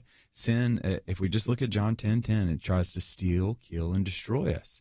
And I think that's one of the things that continues just to be a refrain relative to what the enemy does. It's not always like I'm going to directly affect your life, because that's what sin does. But it also gives you the misperception that you're actually living life, when in reality, you're just kind of hobbling along when you could be running the race that God has called you to, right? I love your illustration. You could be hobbling along. You're saying, I'm moving. I'm taking one step, and I'm actually doing just fine. Mm-hmm. No, you're not. You're hobbling when you could be running. And just before we ran out of time, I just thought there was one other thing I thought, Sam, you might want to mention, and that is you have a blog. So in addition to the people that can hear your music, you actually write. This guy is a multi-talented individual, don't you think? So why don't you mention that for a minute? Yes, we do. So the blog is just kind of my current recovery journey. So it's just about fears I have, insecurities I have, and what I want to do, really, because I feel like, especially in the music industry, it's all about image and everything, but I just want our image for people to be really just humanized, just for people to know that, oh my gosh, these people, maybe they don't actually have it figured out yet. They're still figuring it out, and they're still having to trust Jesus every step of the way. So that's on our website as well if you want to read that. Okay, so remind our audience one more time, where is it that they can contact you? What's all the information that they can get more information about you? Yeah, so our one-stop shop is our website, which is sonship.band. SONSHIP. Yes. I don't want to brag, but I just spelled that without looking. But keep on going. Really good. That is really impressive. Look at you. And then if you go there, you can support us financially, or you can check out our blog. You can check out our music on Spotify or iTunes. Really, all our stuff is there. Or you can reach out to us to book us or just say hey. Yeah. That's phenomenal. That's phenomenal. Well, Sam, thank you so much for joining us. You've blessed us, and I know you've blessed our listeners as well. Yes, thank you for having me. It's been a pleasure. Very great, Kerby. Don't you love music? And again, this Millennial Roundtable provides an opportunity every once in a while to hear from one of these rising stars, and we'll be able to look back and say, we had a chance to talk with Sam. That's so true. After his first album came out. That is so true. That is so incredible. Okay, well, we are going to have to come up on one of those breaks right now, and so we're going to have to take a break, but we'll still be continuing to take your phone calls in the second hour. You can call us at 800-351-1212, 800-351-1212.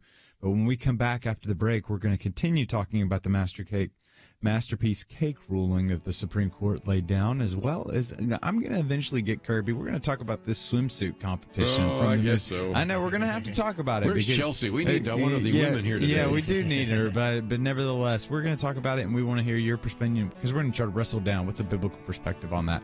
So we'll be back right after this. If you've listened for any length of time, you've probably heard about Point of View listeners who've done amazing things, started ministries, found their life's calling, impacted their city, their state, the nation. But let me be clear, you don't have to have a huge impact to be faithful. I thought about that when I read a note from Joanne in Texas. She admitted, up until recently, I've not had much of a political view, nor have I ever been so informed.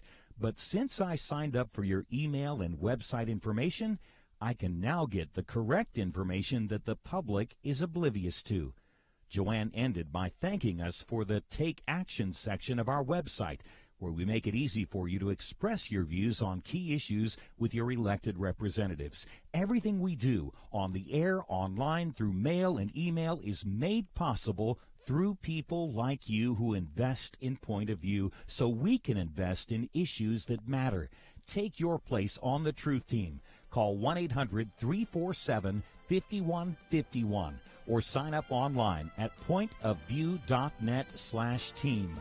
800-347-5151 and pointofview.net/team. Point of View will continue after this.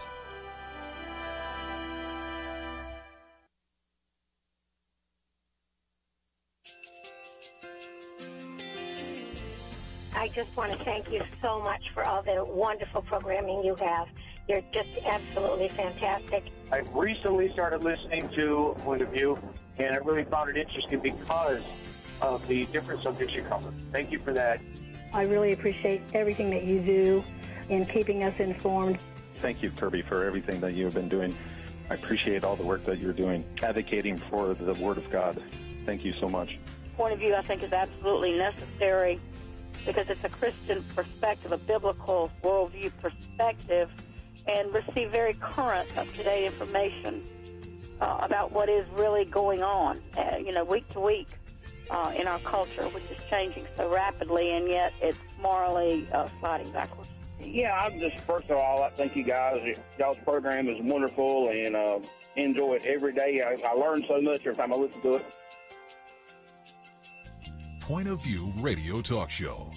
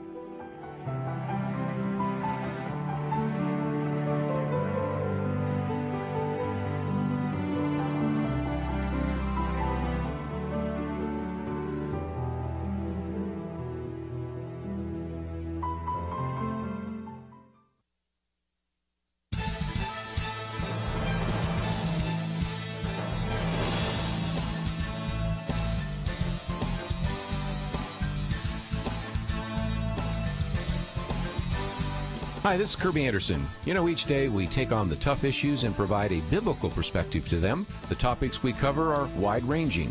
Apologetics, theology, prophecy, creation and evolution, intelligent design, marriage, family, child-rearing, the millennial generation, friends and society, politics, economics, business, religious liberty, the Constitution, public policy, foreign policy, military policy, tensions in the Middle East, abortion, homosexuality, pornography, sexual ethics, media, technology, history, and America's godly heritage.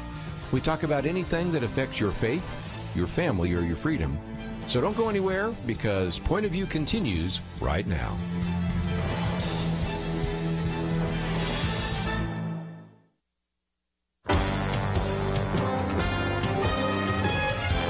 Across America, live. This is Point of View.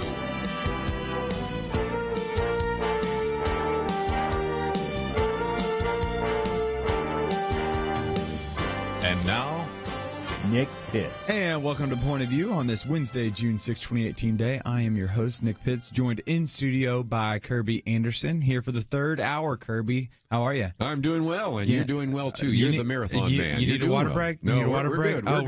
We're good. We're good to go. We're trucking into the third hour now. And so for our Dallas market, Dallas and Minneapolis market up in Minnesota, had us for the first hour from the 12 to 1 hour Central Time. And then here from 1 to 2, we were joined in studio by Sam Allen. Sam Allen is the front man for the Christian recovery band Songship, and was telling us a little bit about their latest debut album, about the 12 songs that are based on the 12 steps of recovery. And he even performed a song called The Space Between, which was just a really beautiful, and then also just a very truthful song.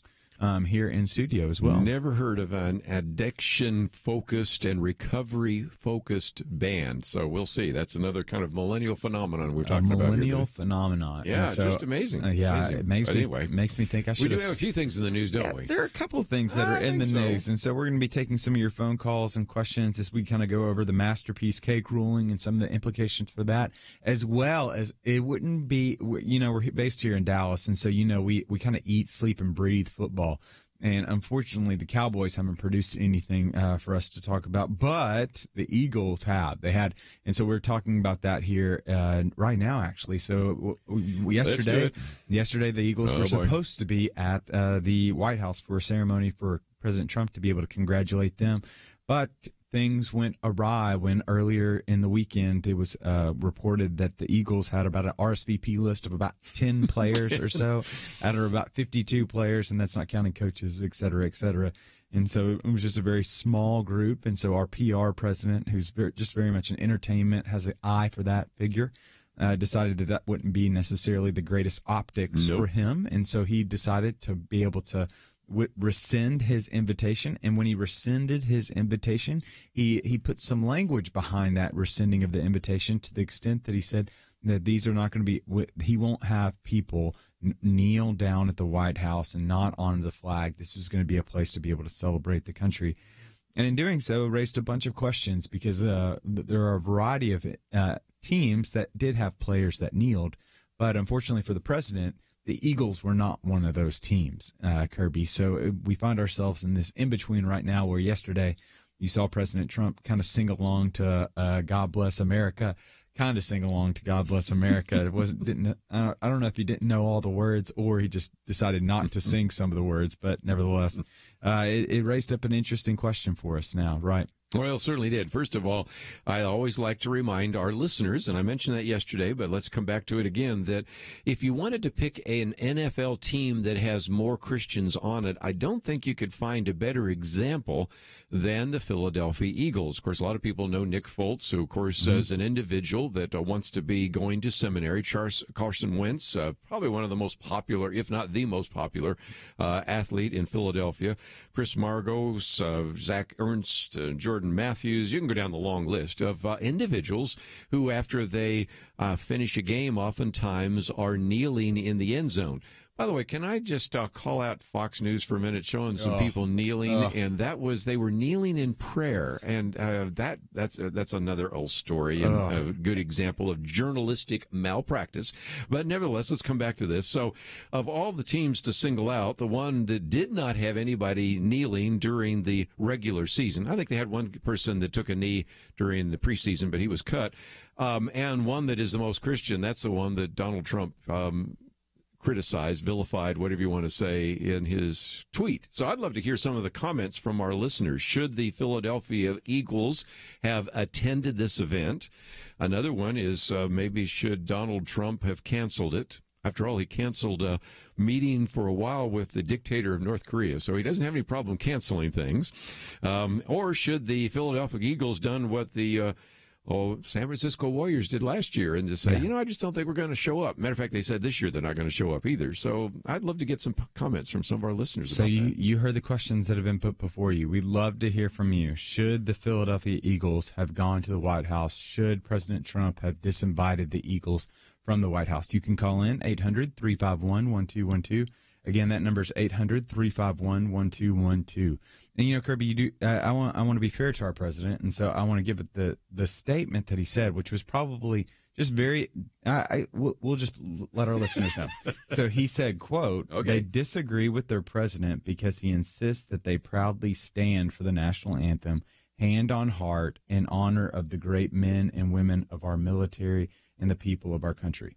Now, I completely agree that there is a sense that individuals within the NFL, not only just a sense, but there's the reality evidence that individuals within the NFL took a knee during the national anthem.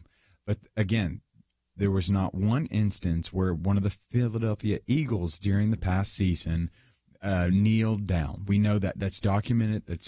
We know that to be true. We also know, as Kerby illuminated, this is probably one of the most evangelistic teams that I've ever seen. And again, I've got a short lifespan here on earth, but nevertheless, this is like one of the most evangelistic teams that I've ever seen. You've got Carson Wentz, who has the audience of one foundation as well as audience of one tattoo on his wrist that indicates that he's playing before the Lord, understanding from Colossians 3:23, and just is living that out on the field and off the field. You got Nick Foles, as Kirby mentioned, is going to seminary. You've just got a number of individuals that are really being bright lights in the locker room as well as in the city of Philadelphia for the cause of Christ. And then you have the third component, which is very important for us to understand. You've got individuals like their defensive end, Chris Long, that gave his entire salary for charity, that literally gave all his money away for charity, which is commendable. And it's like our president right now. Our president has given away all his presidential salary to various constituencies within the government as well. So again, I see it very commendable, not only for what he's doing, but also for what our president's doing. And so to say that they kneeled and to kind of give that impression is just wrong. But it does raise an interesting question that we're going to be very, very fascinated to hear from you. Is should the Eagles have gone? They offered the invitation, especially from a Christian standpoint. They were given a chance at hospitality to allow someone to be able to grace them. Should they have gone to the White House, even though they have their political disagreements? Or maybe the other question is, should President Trump have rescinded that invitation? He offered it, and he doesn't want to take it back. And so we'll be very interested to hear from you. You can call in 800-351-1212. Again, that number is 800-351-1212. Or you can jump on over to Facebook, facebook.com/pointofviewradio, and run underneath the live video there. You can put a question or your comment there, and then we'll share that on over the air as well. And Kirby, I think we alluded to this during our first part. I think people are just kind of politicized out right now. I'm tired of it, aren't you? Yeah. I'd like to hear some of our listeners are tired of it. Maybe you're just tired of it. Maybe you're going to call in and say, Nick, move on. We're going to hear from you. And so you can call in as well, because there's an interesting poll that just came out that showed that 70% of Americans are fatigued from the news. And what we know about the news is it's pretty much Trump News Network right now. It's just there's just quite a bit of coverage. I've noticed that on the daily briefing too. You seem to be talking about him every day too. Yeah. So we're pulling back. So you call in 800-351-1212. Again, that number's 800-351-1212. Should the Eagles have gone? Should President Trump have rescinded the invitation? Those are the questions before you, and we'll be back right after this.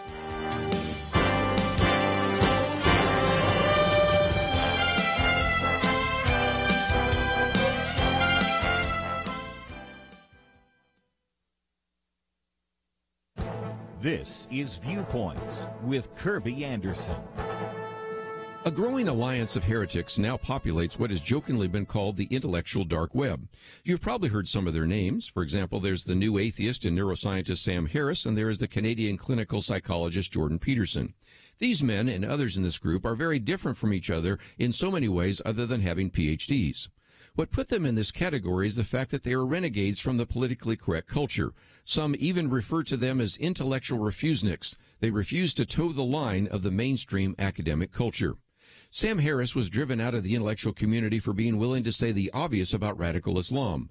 One of the quotes that was seen as most offensive was his observation that Islam at the moment is the motherlode of bad ideas. Just watch the YouTube clip from Bill Maher's real-time program in which Ben Affleck is outraged and horrified by his analysis. So are many other progressives.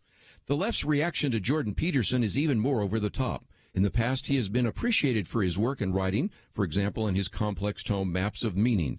But he was cast out of liberal intelligentsia for his unwillingness to use transgender pronouns. And he's really in trouble now for making the case that men and women are different, and he's being criticized for talking about dominance hierarchies and competence hierarchies.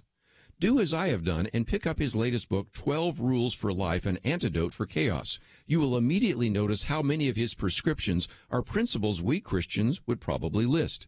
He frequently arrives at biblical conclusions because he uses common sense and observes common grace. Perhaps now you can see why the left has excommunicated him and others. I'm Kerby Anderson, and that's my point of view.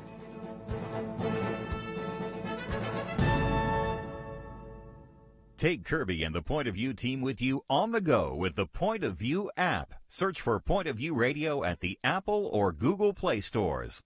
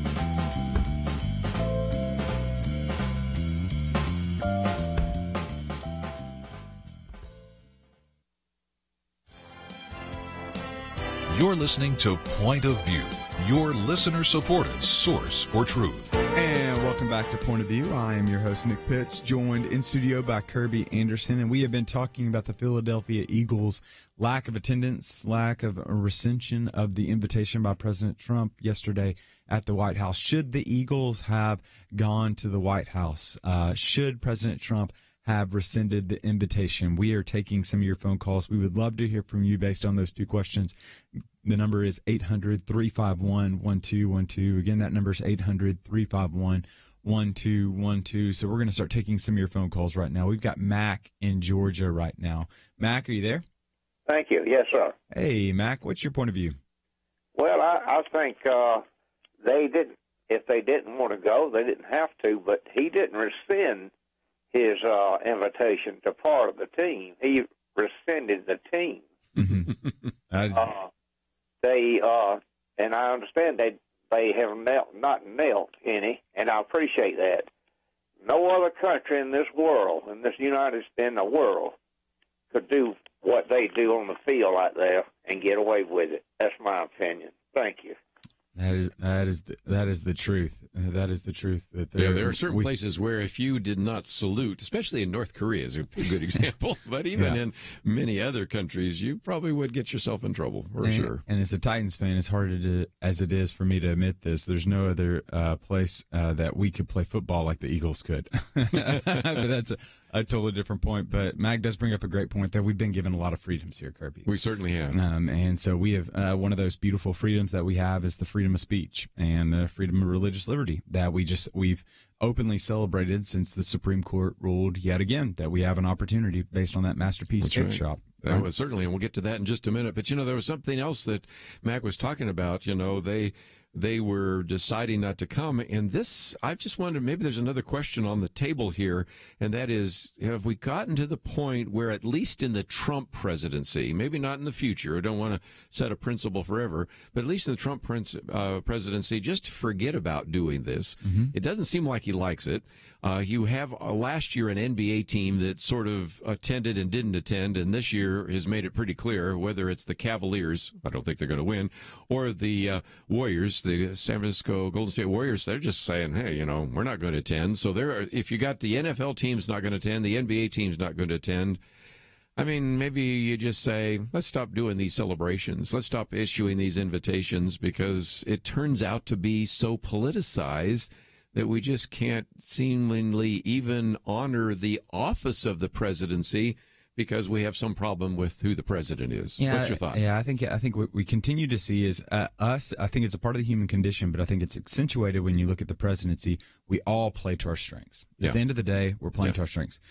George Washington played to his strength, which was his stature and his presence. And he made sure that every time he walked into a room, he was in a finely cut uniform, and he knew that he was the conciliator. And so he was able to work behind the scenes so that he might be the conciliator when he walked into that room, when he established his presence. Thomas Jefferson played to his strengths. You have very little about Thomas Jefferson's speeches because Jefferson was not good in a large stage. What you have of Jefferson is his writings. That's because right. he was such a great writer, because he spent so much time in France. He learned the French language, was very loquacious and eloquent when it came to his writing.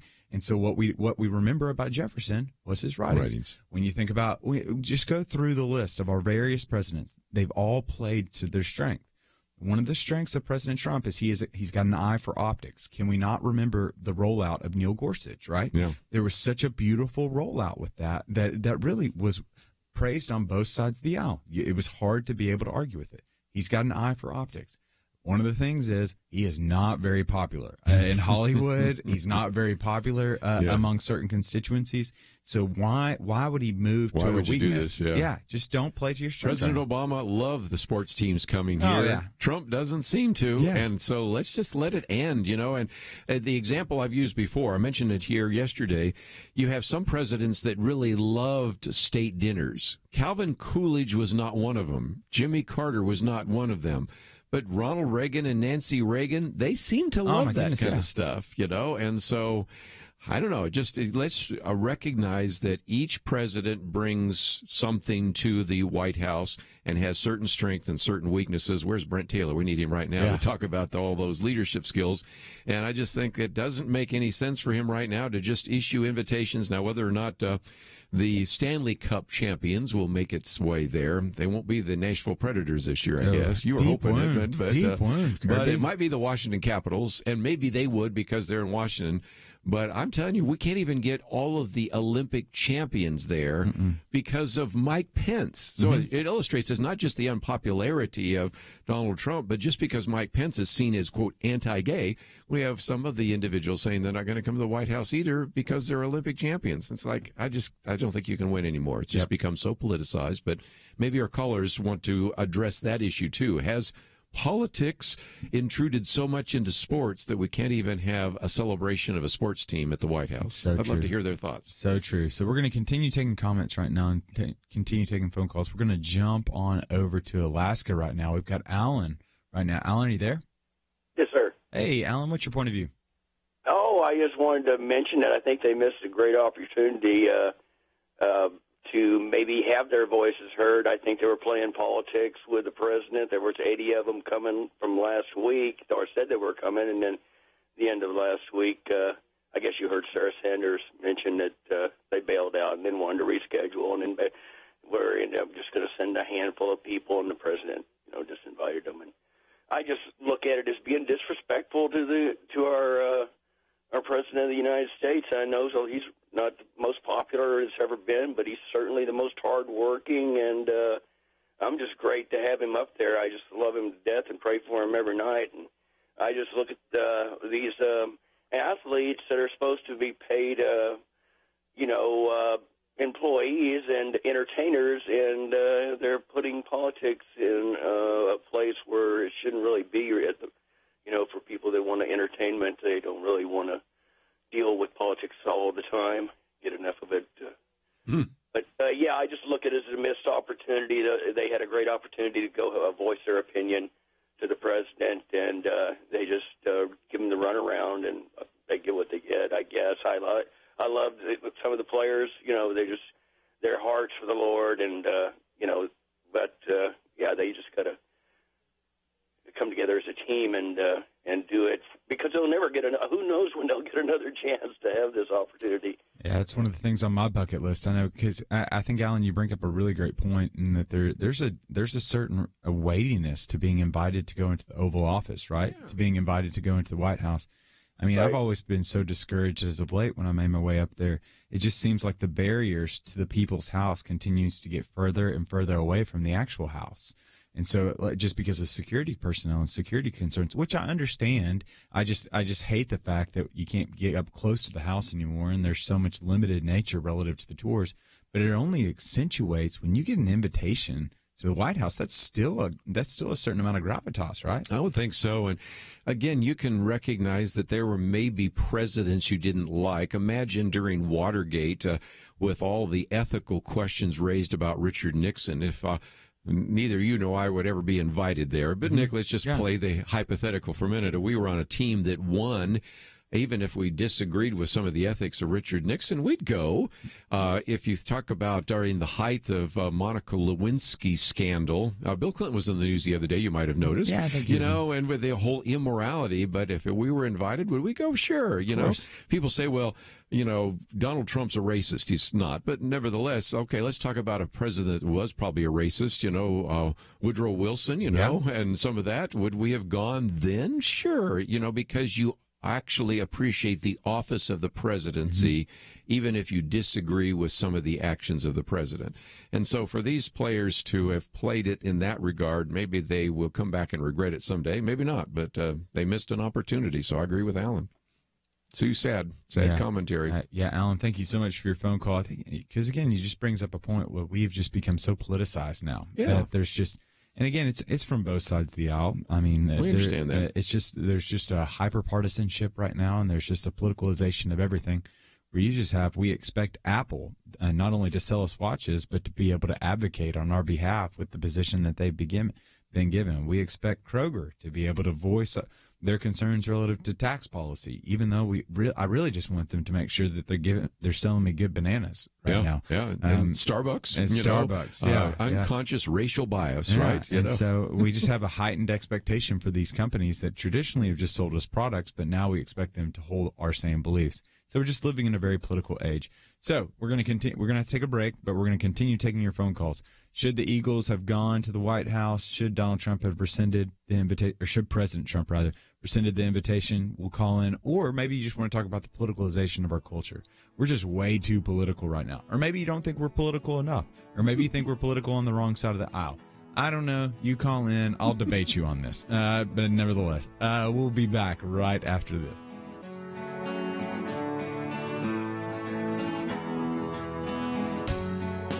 Is religious freedom still a cornerstone of the republic, or has it effectively been crushed by the forces of tolerance? America needs Christians to be informed and as unified as possible, applying God's wisdom to civic life. Point of view can be a key part of a successful mission. I believe in America. I believe God wants His best for us. We can face whatever the world throws at us as long as we stand together. If you have not signed on, please do it now. Support Point of View Radio today at pointofview.net. Set up your monthly gift by clicking the Truth Team 360 picture and then carefully follow the directions. Pointofview.net. By phone, you can give at 1-800-347-5151. 800-347-5151.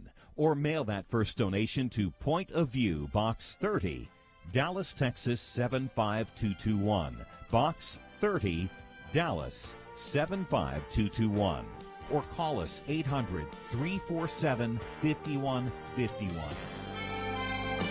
Point of View will continue after this.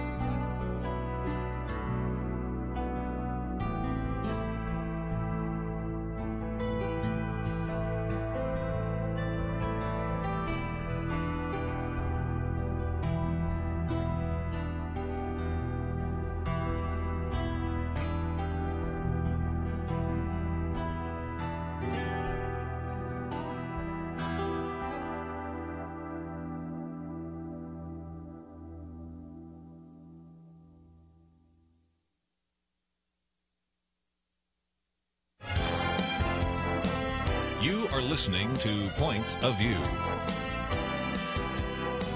The opinions expressed on Point of View do not necessarily reflect the views of the management or staff of this station. And now, here again is Nick Pitts. And welcome back to Point of View. I am your host, Nick Pitts, for this Wednesday, June 6, 2018 day. I'm joined in studio by Kerby Anderson, and we have been taking your questions and comments relative to the Philadelphia Eagles not going to the White House, to the President of the United States, rescinding his invitation to the Eagles to go to the White House. And we've been asking you the question and taking some of your phone calls and perspectives relative to, should the Eagles have gone to the White House? They won the Super Bowl. Tradition holds that the championship team for some of the major professional sports goes to the White House, where the president usually congratulates them. Well, there have been more sports teams as of the late, because of President Trump and his polarizing figure, that have decided to go against that. So should the Eagles have gone?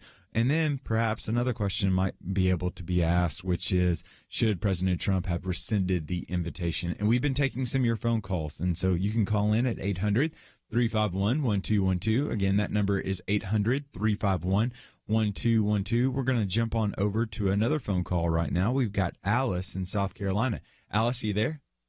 Yeah, I'm here. Hey, Alice, what is your point of view? Well, first of all, I was thinking maybe they've kind of answered about the players that are Christians that wanted to come. Could they not have come as a group? Or is that what you mean when Trump rescinded that? He didn't want them just like part of the team come or something? They probably could have showed up. I don't know. That's a good question. Yeah, that's a great question. I'm not sure. I just know that according to his statement that he released, it didn't appear as though there was an open invitation for the players to come, but the 1,000 fans of the Eagles could come and did come as well. No word on if they jumped on any light poles, as they are prone to do, but nevertheless. I think one or two took a knee. Yeah. Out of protest. So, it's just the amazing. Other players could have come. I guess. Yeah, I guess they And I would like to have known who was going to come, because, I mentioned, some of the Christians, Trey Burton and Carson Wentz and Nick Foles and Zach Ernst and Jordan Matthews. I mean, you go down the list of individuals that are identifiable Christians. And I was wondering how many of them were part of the 10. But we don't know. Or maybe we know and nobody's published them, then we haven't read it yet. But it's sad. They should have. So I still think they should have shown up. But who knows? You were talking about the politicalism and everything of all this now going on in the sports and everywhere. A big thing to me is the players and whoever, they do not have respect for the presidency of the United States. Just the big word respect. And they're getting away from any kind of respect. And so they feel they can do this too. Yeah. Like you said, the presidency, to be invited to the White House is an honor. But they don't seem to think that anymore. Yeah. And thank you so much for your phone call, Alice. Yeah, because it does bring up a really good point. I think there are individuals that have shown very little respect towards the president. I can't name any individuals specifically, but I would assume, and again, it kind of goes back, and I'd be interested to hear your perspective on this, Kerby. If you're kneeling during the presidency, is that showing disrespect towards the flag and in turn the president, or is that simply just showing, where does the disrespect lie? Is the president included in that flag disrespect? Yeah, and I don't know that the president is. Of course, there have been some people that have tried to conflate it, but again, sometimes it's, wrong place, time and place, is like I say. Because if your goal here is to focus attention on police brutality or the plight of African Americans or whatever it might be, and going all the way back a couple of years ago when Colin Kaepernick decided to do that for the very first time, we're now many days past that, many years past that, so it's sort of lost that, and it gets conflated, where then, of course, the president's saying, well, you're disrespecting the flag, you're disrespecting the military. Well, I don't think so, but again, it gets really confused. But back to our issue of respect, I would think that would be something, again, since we're in the Millennial Roundtable, that I have noticed in this generation. Look, for example, at those young people that were so disrespectful towards Senator Marco Rubio. Bingo. I mean, I can't imagine in a previous generation, even if I disagreed with a U.S. president who was on the opposite side whether it's Ted Kennedy or even my own member of Congress in the Berkeley area, who was Ron Dellums, who was a friend of Fidel Castro. I can't think of an individual I would probably disagree with more.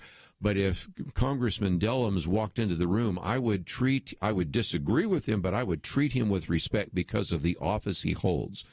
There was a time during the 1990s when a lot of people said, well, there's no reason I should respect Bill Clinton because of all the things he's done in office. And I appreciate the fact that Chuck Colson stood up and said, no, wait a minute. We as Christians should respect the office, even if we maybe disrespect the behavior of the office holder. And it does seem to me that Alice is onto something. We don't really respect much of anything anymore in the society. And I'd be interested, too, maybe this is just too philosophical and semantic, but do people always demand respect, regardless of what they do? So, so there's a sense where if respect is transactional in nature, then one has to ask the question, because I know that perhaps we have listeners that are on the left side of the aisle that would be much more resistant oriented towards President Trump. Well, then we have to ask the question, well, President Trump did call all their mothers female dogs, right? Because, I mean, I think it's very, at a campaign rally, he called them all female dogs. And I don't appreciate when my mother is likened to that. And so there's a sense where that perhaps that could be another point. If it's transactional in nature, he did call all of the, or maybe he didn't call all of them. He called the individuals who were kneeling. And that's just very uncomfortable because, first of all, I don't like the president talking like that. We found out after the Watergate tapes came out that even Richard Nixon talked about that in the Oval Office. But when you talk about it out in the public, that's what your Meemaw would be all upset about, right? You have something in your mouth that I wouldn't put in my hand, is what she would say. And so just watch your mouth. And so there is just that, there's that language as well. With true. But that is Alice, you bring up a really great point relative to, there just seems to be a lack of respect that we just have towards one another, but also our actions aren't necessarily worthy of some of that respect on both sides of the aisle. So let's keep on going. We'll jump on over to, let's go with Ben right now. Ben in Georgia right now. Are you there? Yes. Hello. How you doing today, Nick? Doing well, Ben. What is your point of view? I'm calling. I just and this is definitely in relation to what we're talking about now. The young lady that just called a while ago from South Carolina made some very good points, saying that there. She want to know who, point out the ones that are acting like Christians. I don't agree or disagree with on the, I don't know the way of the president's walk with the Lord. I know what he claims, but that's throughout our country. And be it that I do respect the position of authority, even being when President Obama was serving in the military, many times I had to get on to leaders, senior and junior to me, about respect of the president, even though I disagreed with 90% of the things that that was attributed to him, especially of what he did to our military using his social experiments. But I still had a respect, and if I had a chance to meet with him, I would love to have met with him if I was on deployment in Afghanistan or Iraq or something to that effect, for a chance to let him know my platform if I had a chance to. I think it's fairly juvenile for the NFL players to act like that, the NBA players to act like that. I don't really hold them in a high regard on political stance, but most Americans, a lot of Americans possibly do. But I don't think they're a great authority on helping me with decide my political stance. But also on the president's part, the Bible says that a soft answer turneth away wrath. And also as a president, I feel that that he shouldn't attribute to these things. I want to show myself as a man. I want to be, what is the word I'm looking for? I want to be not a cause of the problem. I want to be a solution to it. And we will never get to the bottom of anything if people can't talk. And I think that's where the United States is at right now. We're in a place like everybody else in the world. So much the liberals want to be like everybody else in the world. Well, that's what we're coming to. And the conservatives are falling right into that same boat by sitting there arguing with them. I'm not going to argue with you. I just want to have a good dialogue and discussion. So let's find out, maybe we can come to a medium where we can have some concessions, where it could be a win-win situation. Because this is for our country and not just for for monetary or it's a game or anything such as that. Yeah, Ben, you bring up a great point. It just seems like it's a tick for tack right now. It's a going back and forth. And so, yes, there is a sense that perhaps these individuals, and by not showing, I mean, I would consider it it's on my bucket list to be able to be in the Oval Office with the current president. So it's something I vie for. And the idea of getting, even if I disagree with the president, I still want to go because I think the office is worthy of respect. But it doesn't necessarily help that when these individuals aren't showing respect, the other side of the aisle is not showing respect as well with some of that. So you bring up a great point that we need a leader on either side of the aisle to stand up and say, I'm not going to continue to perpetuate this harmful pattern. We've got to take a break, but we'll be back right after this.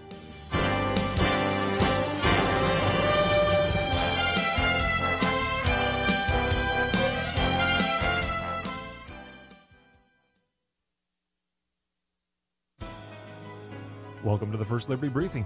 I'm Jeremy Dice. Alexia Palma had a rough childhood, but her grandparents introduced her to the Catholic faith where she found both meaning and comfort. After college, Alexia found a job working as a health educator in a health clinic located in inner-city Houston, Texas. She taught courses on general nutrition, high blood pressure, glucose intolerance, diabetes, and a series of classes on becoming a mom along with several others. One of the other courses was a class on family planning in which Alexia would be required to teach about birth control. Well, that presented a problem since her Catholic faith morally opposes birth control. She voiced that concern to her supervisors, and they quickly arranged a simple accommodation, recognizing that this course was less than 2% of her job, and accommodating her religious beliefs did not present an undue hardship on the company. Well, that worked for 18 months until new management took over. The new management ended the accommodation. Its vice president told her that employees are required to, quote, put aside their personal beliefs at work and insisted that she either do so or be terminated. Well, Alexia refused and was fired. First Liberty Institute filed a charge of discrimination with the Equal Employment Opportunity Commission on Alexia's behalf. Federal law requires employers to at least try to accommodate the religious beliefs of their employees, especially when less than 2% of their job requires accommodation. To learn how First Liberty is protecting religious liberty for all Americans, visit firstliberty.org. I'm Kelly Shackelford, President and Chief Counsel of First Liberty Institute. Some people think our religious freedom will soon be gone, but that's not true. The fact is that First Liberty, a national network of America's top attorneys, is winning over 90% of our cases. We defend religious freedom for people like you. Go to firstliberty.org and read the exciting story. That's firstliberty.org.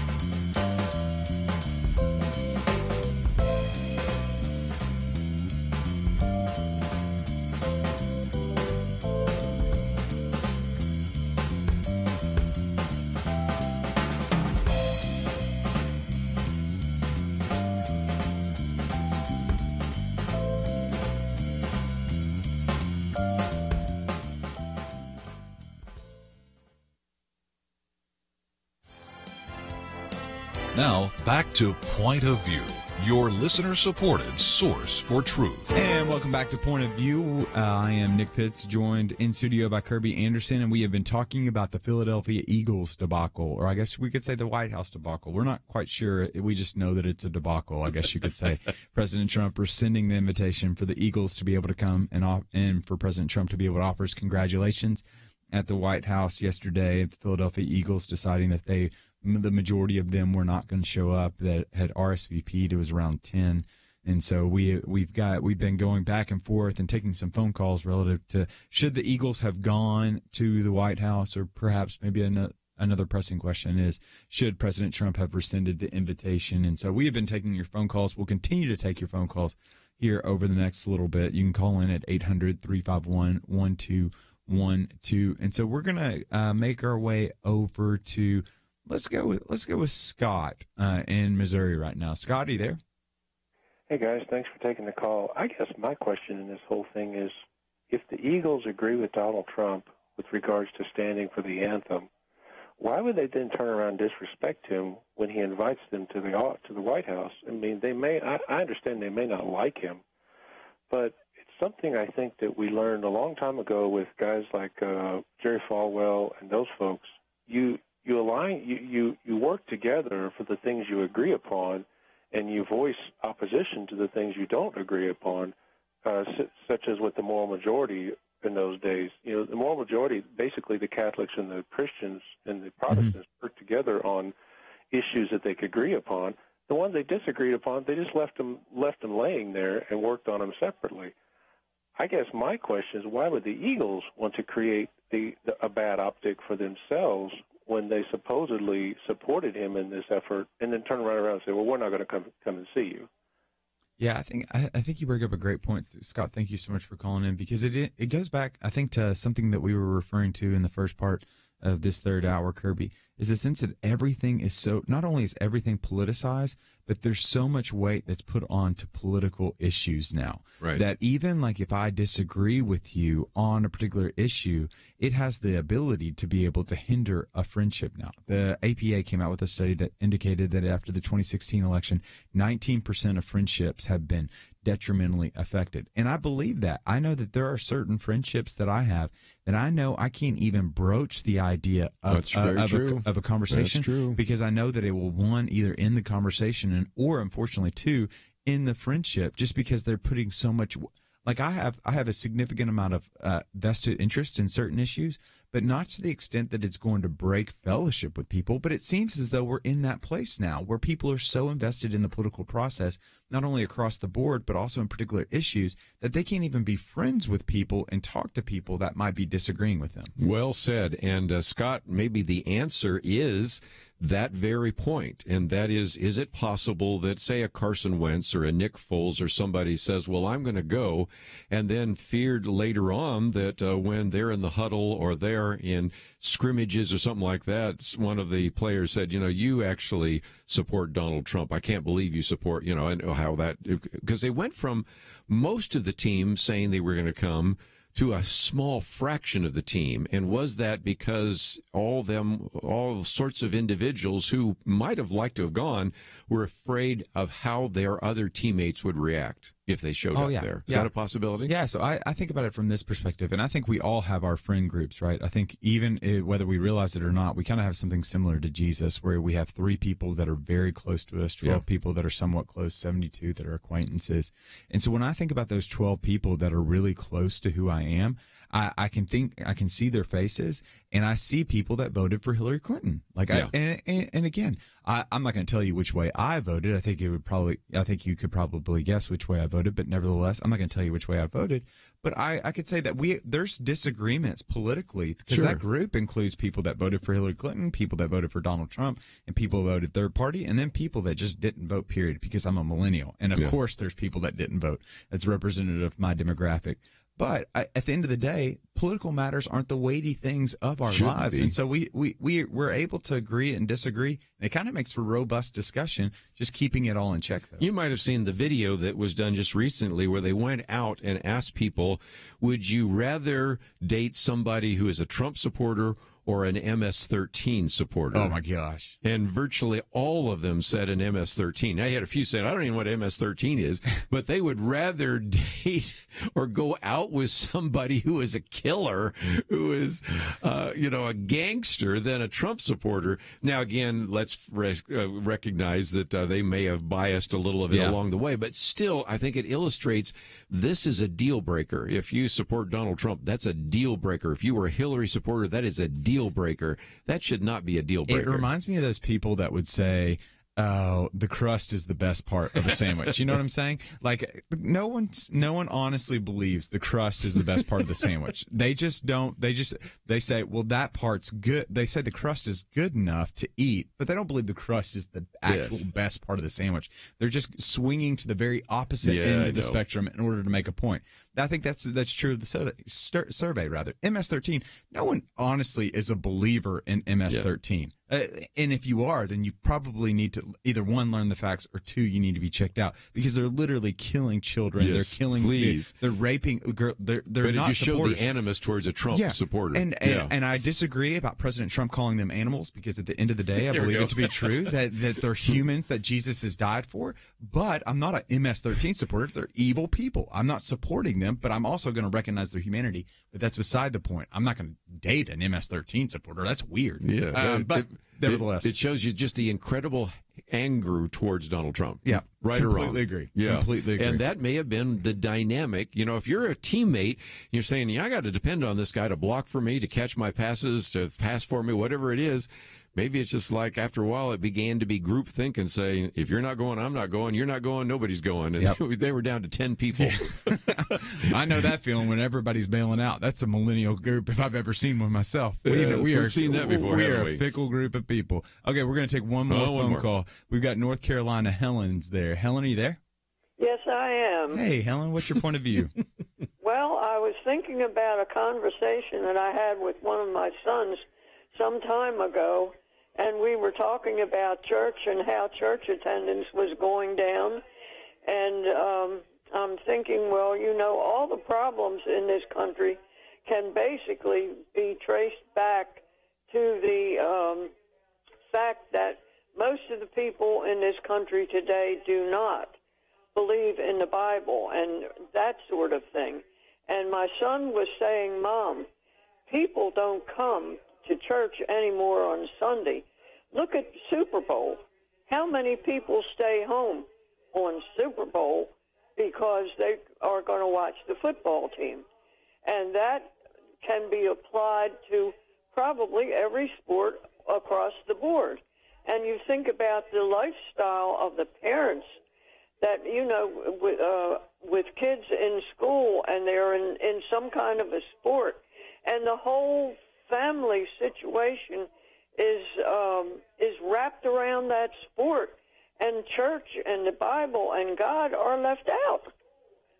I completely agree with you, Helen. Thank you so much for your phone call. There is a sense that we're kind of losing some of our tenors and our kind of anchor points that kind of make us Christians, one, but also as Christians, contributors to society. The sense of, I want to continue to gather together with the people of God to go through the spiritual disciplines in order that I might be able to seek the welfare of the city. And when we're not gathering with the people of God, it's really hard to be spurred on and encouraged by them in order that we might be able to go out and bless this world and in turn find joy in our soul. Don't neglect the gathering together, right? No, do not neglect that gathering together. And we are so grateful that you decided to gather with us on this Wednesday afternoon. And thank you so much for tuning in. I am Nick Pitts, and thank you so much, Kerby, for giving up the chair for a little bit. Hopefully, I will leave it intact. And hopefully you will join us back again tomorrow. And until then, we'll see you then. Point of View turned life right side up for Emily's children. Emily listens in Illinois. She and her husband blissfully sent their children off each day to what she called our small, quaint public school, until Point of View led them to watch the documentary Indoctrination. She said, "We came to realize the need for us to educate our children at home. We want their education to be built on the solid foundation of Scripture." Emily said that would not have happened were it not for Point of View's bold consistency of shining light on public education. Your support for Point of View changes the future for children like Emily's. It leads people to start schools and ministries and businesses that change lives. How has the Truth Team impacted you? Please invest to bring truth to other families like Emily's. Support Truth today. Visit pointofview.net/team or call 1-800-347-5151. 800-347-5151 and pointofview.net/team. Point of View is produced by Point of View Ministries.